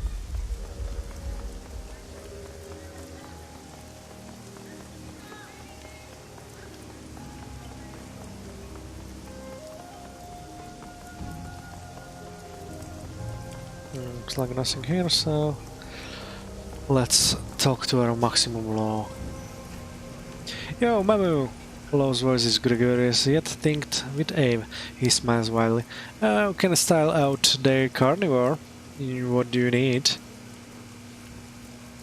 I've got some metadata for you. Yo, tell me what you got. The network runs on the information. Never mind, let's talk about something else. I'm here for tech. Show me what you got. Okay. No money for the new Novatek Slim case, nor the outfits. So let's buy some programs which I still miss.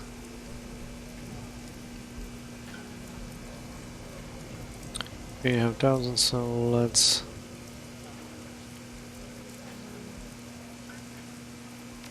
get this one.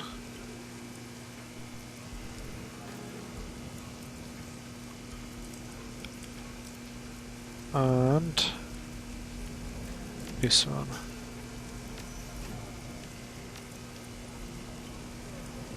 Boom! Another problem solved by Law's Technology Palace. See you later, Law. You good to go? Okay, watch your back and shoot stride and all. Law grins at you and dexterously flashes a hand sign that Shadowrunners gives each other in Hollywood shows. I've got things to do, too. Okay, the dock is next one.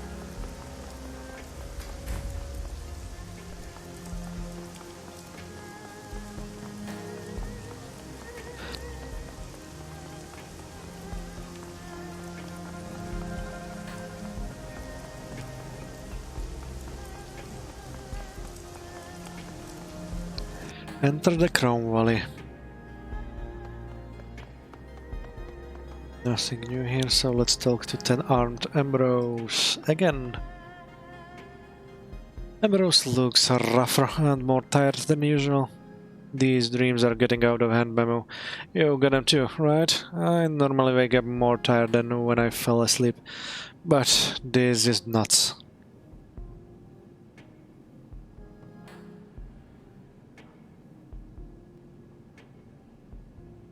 Let's talk about reliable Matthew. Ambrose sighs. His expression suggests that he's had this conversation before. What about Matty?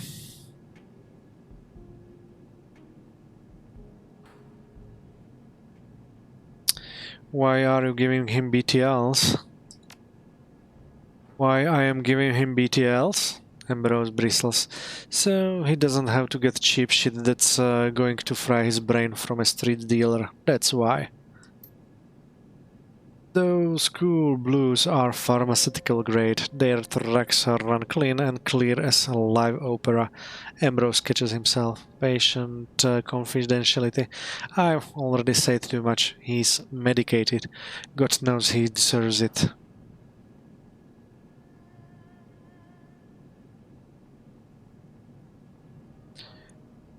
Oh, you shouldn't give him details.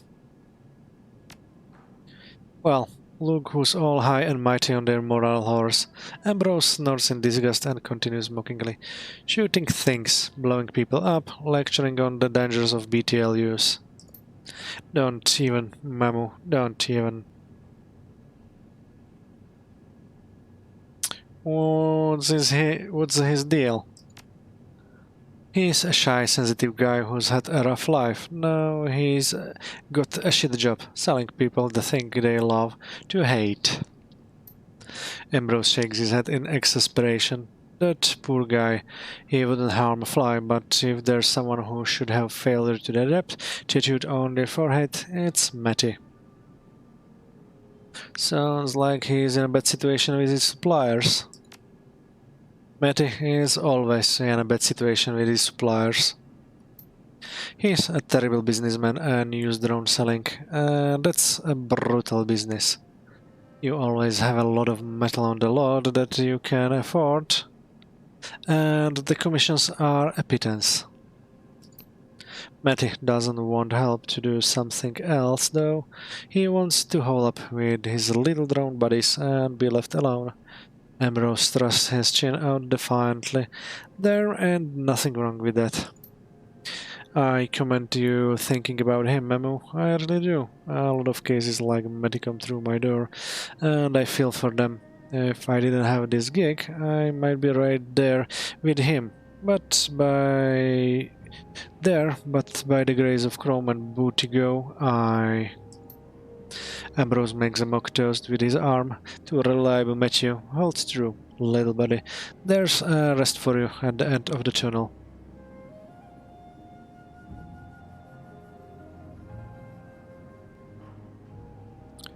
What rest is that, Ambrose? Same rest we all get. That's the scrapyard. Let's talk about something else. This is just depressing.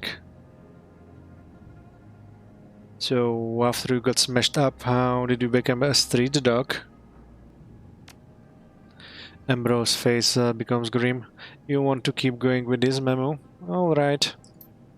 After that ambush, things were desperate for a long time. We had to borrow a lot of money. Karen had blown ears and a brain injury. I was a chunk of raw meat. I was so bad I was almost euthanized. Shit, I wanted to be put down. Then we turned the tide.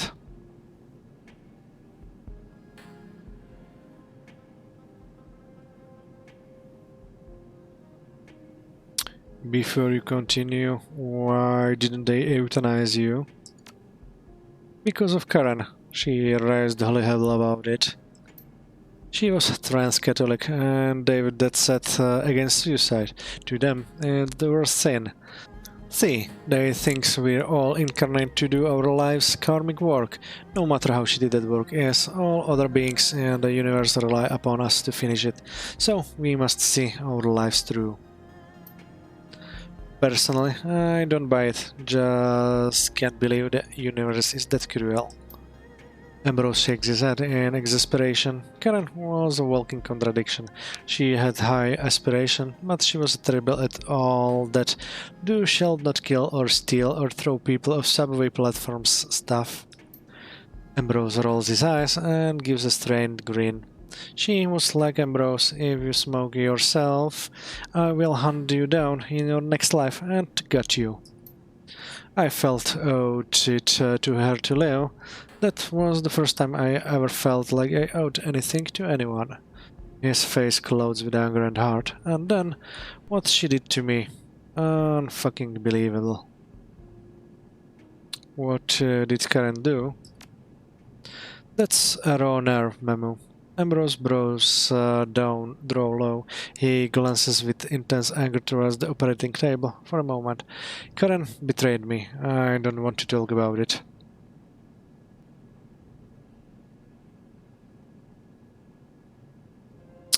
Wait, how did you pay all that money back? I'm getting to that. Short answer is I'm still paying it back, but I'm gaining ground. Tell you what though, it's not the money that's hard, it's the favors. I owe Kindle so many favors, I'll probably never pay them all off. This clinic lets me do a lot of things I like, but I also have to do something I don't like at all. Don't ask about that, I can't tell you.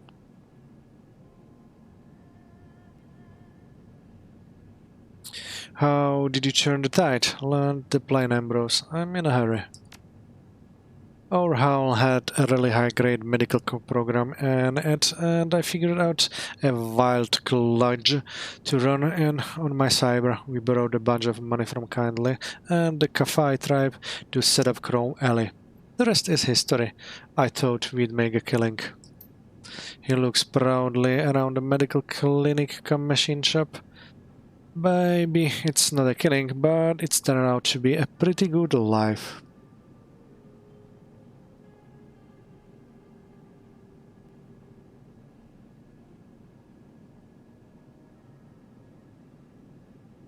You ever think about going back for revenge? Ah, I left that world behind. I'm dead to running, and running is dead to me. Goodbye, Ambrose. Time for me to go. Cheers, Memo. Talk to you later.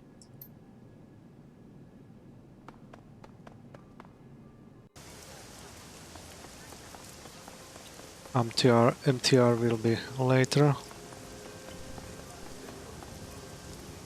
What's that? As you pass in front of the walled city, something takes hold on your chest and squeezes. An internal pang, like a panic attack, but worse. You feel your chest compress and for a second the world turns into liquid. It takes all the effort you can master to keep from falling over. A throbbing patchwork of images flashes before your eyes, fragments of dream and sense memory all stitched together, playing on a loop in your head. Walled city residents kneeling, the churning sounds of grinding gears, leaning, building, soiled streets, used needles on a sidewalk. The images come faster and faster, teeth, thousands and thousands of teeth, the Redmond Barons and the first man you ever saw killed, a crown of ivory over a shimmering veil. Duncan, at age 10, his legs pumping, running for his life from a pack of Halloweeners. Strange anatomy that doesn't make sense to your logical mind. A door, a heavy industrial door. Something is written on in it. It's in a faded yellow paint, but you can't make it out. And just like that, the slideshow ends. The images fade to nothing, returning you to the Heoi streets. The outermost facade of the facade, the outermost facade of the walled city towers over you, huge and oppressive. A group of kindly Cheng's blue lanterns pass you by, oblivious to the event that you just took place in your head. Try to walk it off. You take a step forward, then another. You still feel woozy, but you don't need to take any. The event, whatever it was, is over. Your mind is your own. Okay, that was strange. Let's talk to Frederick. Frederick Caffey is showing off some fresh ink to everyone who passes inside Club 88. On each forearm he has tattooed an anchor. He demonstrates how they look in various poses, from flexes to his standard arms folded across his chest. Not bad, right? Someone told me that only real sailors get stats like these. I figure it's appropriate either way, seeing as how my meat hooks hit like a pair of anchors. I'll take you at your word on that. Ah, no, Sailors also eat a lot of spinach. You know, getting cute with me, Memu. Because, you know, I've been letting you strut about with your arms on account of respect of what you do. Don't go make me rethink that. Because someday soon, this guy here is going to be part of a crew you wouldn't want to entangle with. We'll make you walk the plank or something.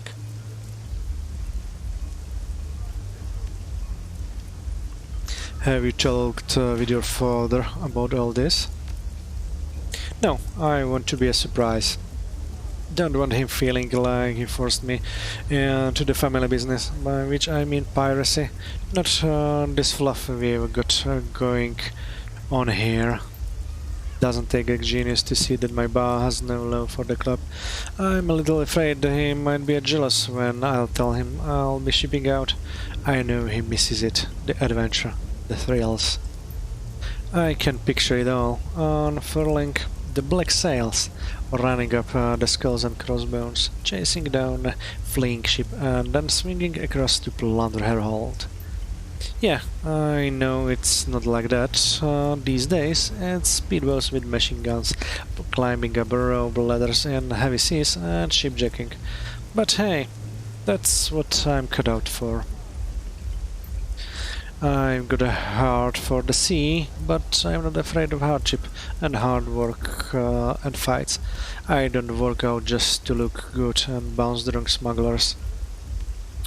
You're serious about joining a pirate crew?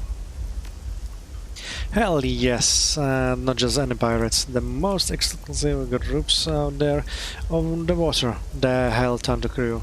I heard about them last week. They only take orcs and trolls, like me. Tough bastards too, men to be feared. And it's the perfect operation for me to join, and I'm sure they'll take me, especially when they learn who my father is. I wouldn't be surprised if they were inspired by him in the first place. Not many troll pirates back in my boss day. In fact, I bet they make me first mate or something just for baying his blood. I'll leave you be. Okay, so the guy wants to be a pirate. Let's go inside the Club 88. Again.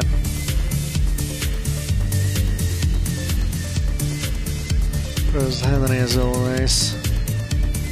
The patriarch of the Kafai clan seems more morose than usual. The effect is particularly pronounced because of his massive size and one granite exterior. He looks like a mountain that has collapsed under its own weight. You return to us again, Memu.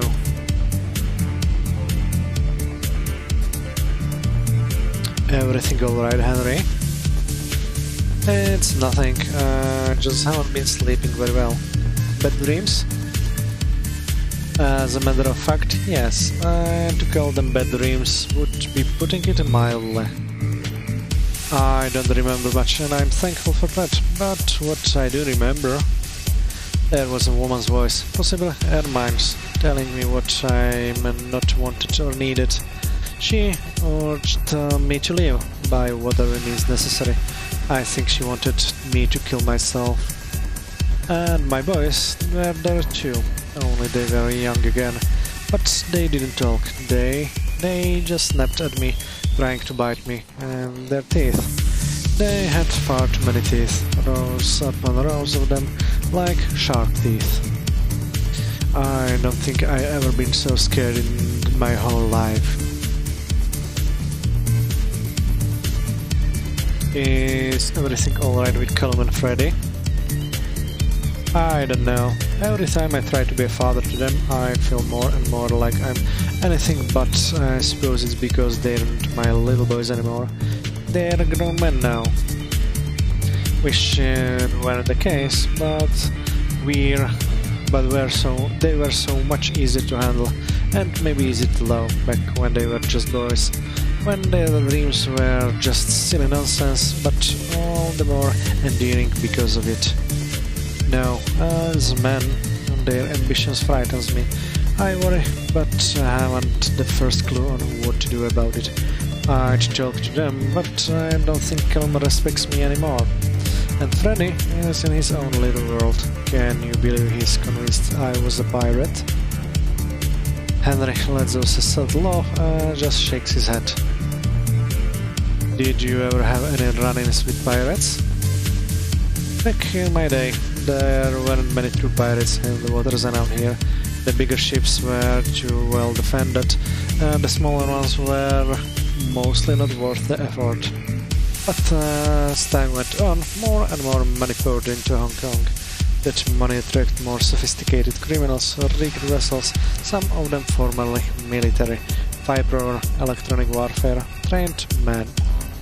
I was mostly lucky. Wuxing was careful with its ships. They gave a lot of ships escorts in and out of port, and the stretches where pirates were most likely to strike. Anytime we had big assets in tow, they'd send an escort or an air squadron to cover us. We had some light guns on the tugboat, and that was enough. Pirates saw us for what we were, a trouble magnet with nothing worth stealing. There was only one incident, but we won't be talking about it. There are things I don't want my wife and boys to know about this world. Or me. I'll leave you be. Let's talk to Cullen. Even though he has a drink in his hand, the red in Cullen's eyes is not that of a drunken stupor, but of barely suppressed rage. An angry troll is a dangerous thing, and an angry drunk troll is a disaster waiting to happen. What do you want? Wake up on the wrong side of the bottle? I wasn't planning to have a drop, but then my mother happened. Might be easier if she just hit me, but she fights with words, infusing them with guilt and fear and deceit. She gets in your head, and it's no wonder I'm having such twisted dreams. Dream? Messed up dreams, same one, actually, over and over. I'm lying on a long dining table, like you'd find in a rich man's home. Real wood, polished and set with all the finery. But there I am, right in the middle of it all, like the main course. I hear whispers all around me, women's voices. Then one of them approaches. I see that it's my mother. She doesn't even look me in the eye. She just sees me like an object, some kind of thing, and then she cuts into me. I don't feel any pain. I suppose I'm dead, but I scream anyway. I scream because of the look on her face when she starts to eat the hunk of me she carved off. Her teeth. Her teeth are terrifying. Then another woman approaches, and it's my mother again. They all are, and they all start devouring me, bit by bit, until there's nothing left. Problems with your mother? Asking that is like asking for my life story, but the short version is that my parents have been actively working against me since I was old enough to think for myself. But this time, it goes beyond discouragement. It's a new law, no other word for it but sabotage. Whoever my would-be patron is, he works for Who. Same corp my mother used to work for. Not sure why she quit, but it must have been an ugly break for her to be acting this way. To think she'd be so spiteful that she'd deny her own son a future because of it. Always, I thought she just wanted me home, working as wage slave in her own house. Turns out the bitch just can't stand the thought of me succeeding where she failed. I'll leave you be. Okay, just in case to talk to Henry. Do you need something from me? No, sorry to bother you. Okay, let's go to the mother.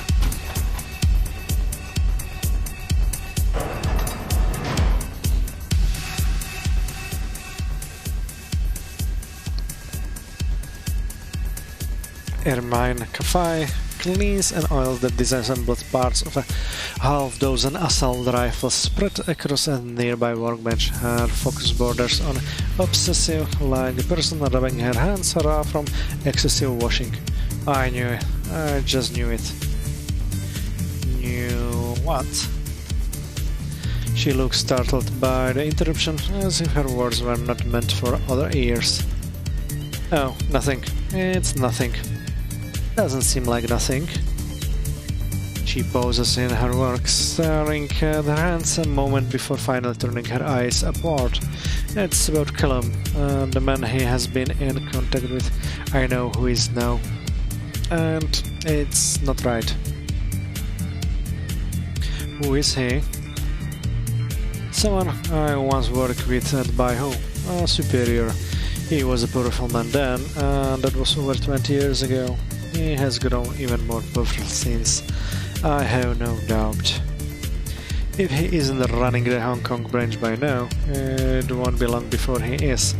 If that is what he wants, and this is a man who gets what he wants. If he wants Callum, I think I'm going to lose my son. She returns to her work, clearly trying to lose herself in it. Is Callum alright? For the moment, yes, but I don't know how I can possibly keep him safe. I can't tell him why, but I have to make him understand that he cannot see this person, ever. But the closer I try to hold on to him, the quicker my voice seems to slip away. I fear I am driving him straight into the arms of this man. Whatever happens after, it would be my fault. All my fault. She returns to her work, clearly trying to lose herself in it. I'll leave you be. Okay, and the last one. Someone named Brent Shirky. Something I can help you with, friend? The elf has a hard-set look to his face and the cold stare of someone accustomed to casual violence. The most striking thing about him, however, are the glowing golden tattoos that rub from his forehead around toward the back of his head, just over one ear. Nice ink you got there. It's not ink, not really, it's a spell. The elf stone is flat and disinterested, but he fixes you with an intense stare. Magical tattoo, the kind of thing you tend to pick up in the business. What business is that anyway? Fixing you with a dubious look, the elf cooks his head. What the hell do you think, man? Look at you, we're obviously working the same angle here in Heoi. The name's Brent Shirke. He doesn't extend a hand but nods at you in greeting. I'm a mage, one of the best in this hemisphere, in fact. That's an awfully plain name. Brent shrugs.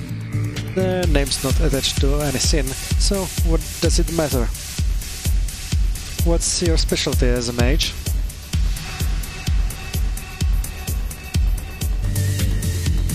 What kind of bullshit question is that? Are you interviewing me for a job or renting tuxedos or something? Brent nods and hunches over the table on one elbow. Magic is about power. You can dress it up however you like, but that's the core of what it is. I've met a lot of magicians that talk about being spiritually in tune with the universe or reaching a higher state of enlightenment. It's all crap. You focus your will to enact change on the universe. The stronger your will, the bigger is the change. Calling it anything else is just windows dressing. That's why I bring the big guns, fire, lightning, raw force. My will is stronger than steel, or Kevlar, or stone. A good mage knows exactly how far they can push themselves, and they ride at the limit. It's not the blessing of a totem or idol, but their own skill at knowing their limits, just like an athlete.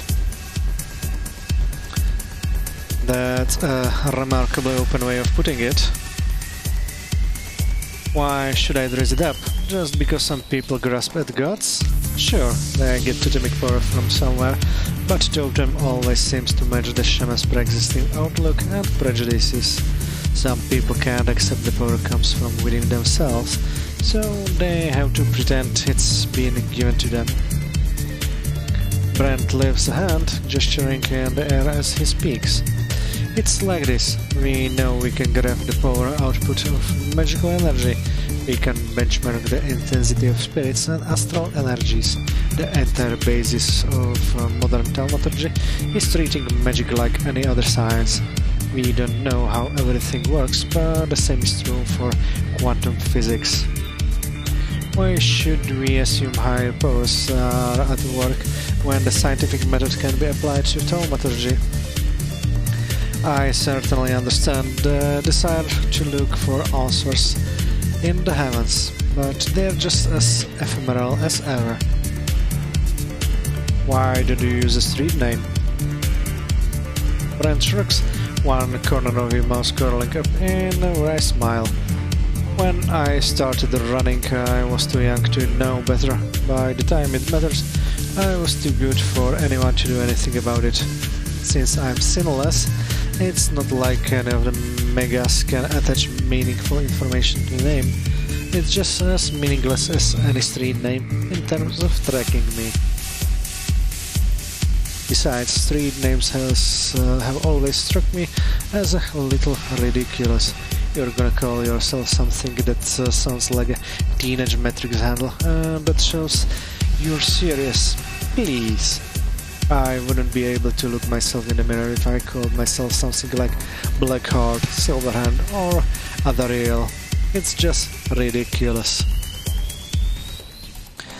Brent Shirky is a name that's mine. I've owned it my whole life. Where I changed it now? What's with the magical tattoo? Oh, this. Brent lifts two fingers, running them across his forehead towards the tip of his ear. Got this done in Yokohama a few years back. An old crewmate's brother is a tattoo artist out there, specializing in quicken spells. You put this kind of ink in, it's like getting a spell cast on you for good. A ward will knock it down just like normal, but you never have to recast the spell, it just slowly regenerates. A nice alternative to cyberware. So what spell does it hold? Kinda prosaic, but I'm really allergic to pollution. Intensely. Developed it during a stint in Kolkata a few years back. Something about all the crap they pump into the air just wrecked my lungs. I couldn't keep up on the job, so this spell alleviates the allergies. Not as flashy as mind reading or something, but still useful. I'll talk to you later, Brent. Okay, back to waterfront.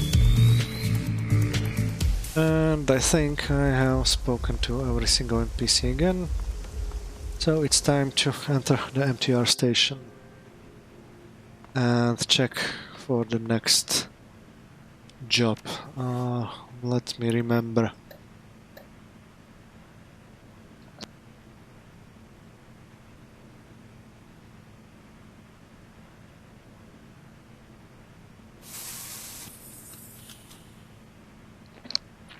I think go to the RSIJ Holdings facility to plant the data is the Raktar's job. So let's quick save. And let's pick up that mission. The MTR doors open as you approach. Head to the RS facility to incite a conflict between Knight Errant and the Red Dragon Syndicate. So only one runner. So this will be Raktar. Oh, more, okay. Raktar.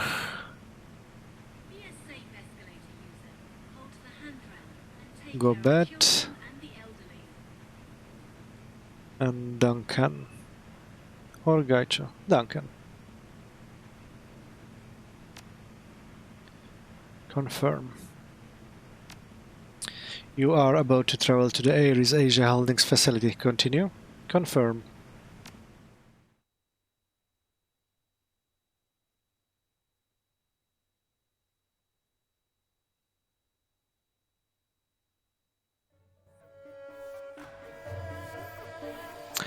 And that was for another Shadowrun Hong Kong Extended Edition episode of Old Man Plays, and we have found out new, very interesting information about our foster father, who seemed to be a runaway husband of Josephine Thank, a person who most likely have gone for or purchased or wanted to make a hit on us and wanted us get killed. So we are getting closer to the end of the game, and we'll see what we'll uncover in the next episode. Anyway, if you enjoyed the episode as much as I did, feel free to hit that follow button and subscribe button, follow button on my Twitch channel and subscribe button on my YouTube channel. Enjoy the rest of your day.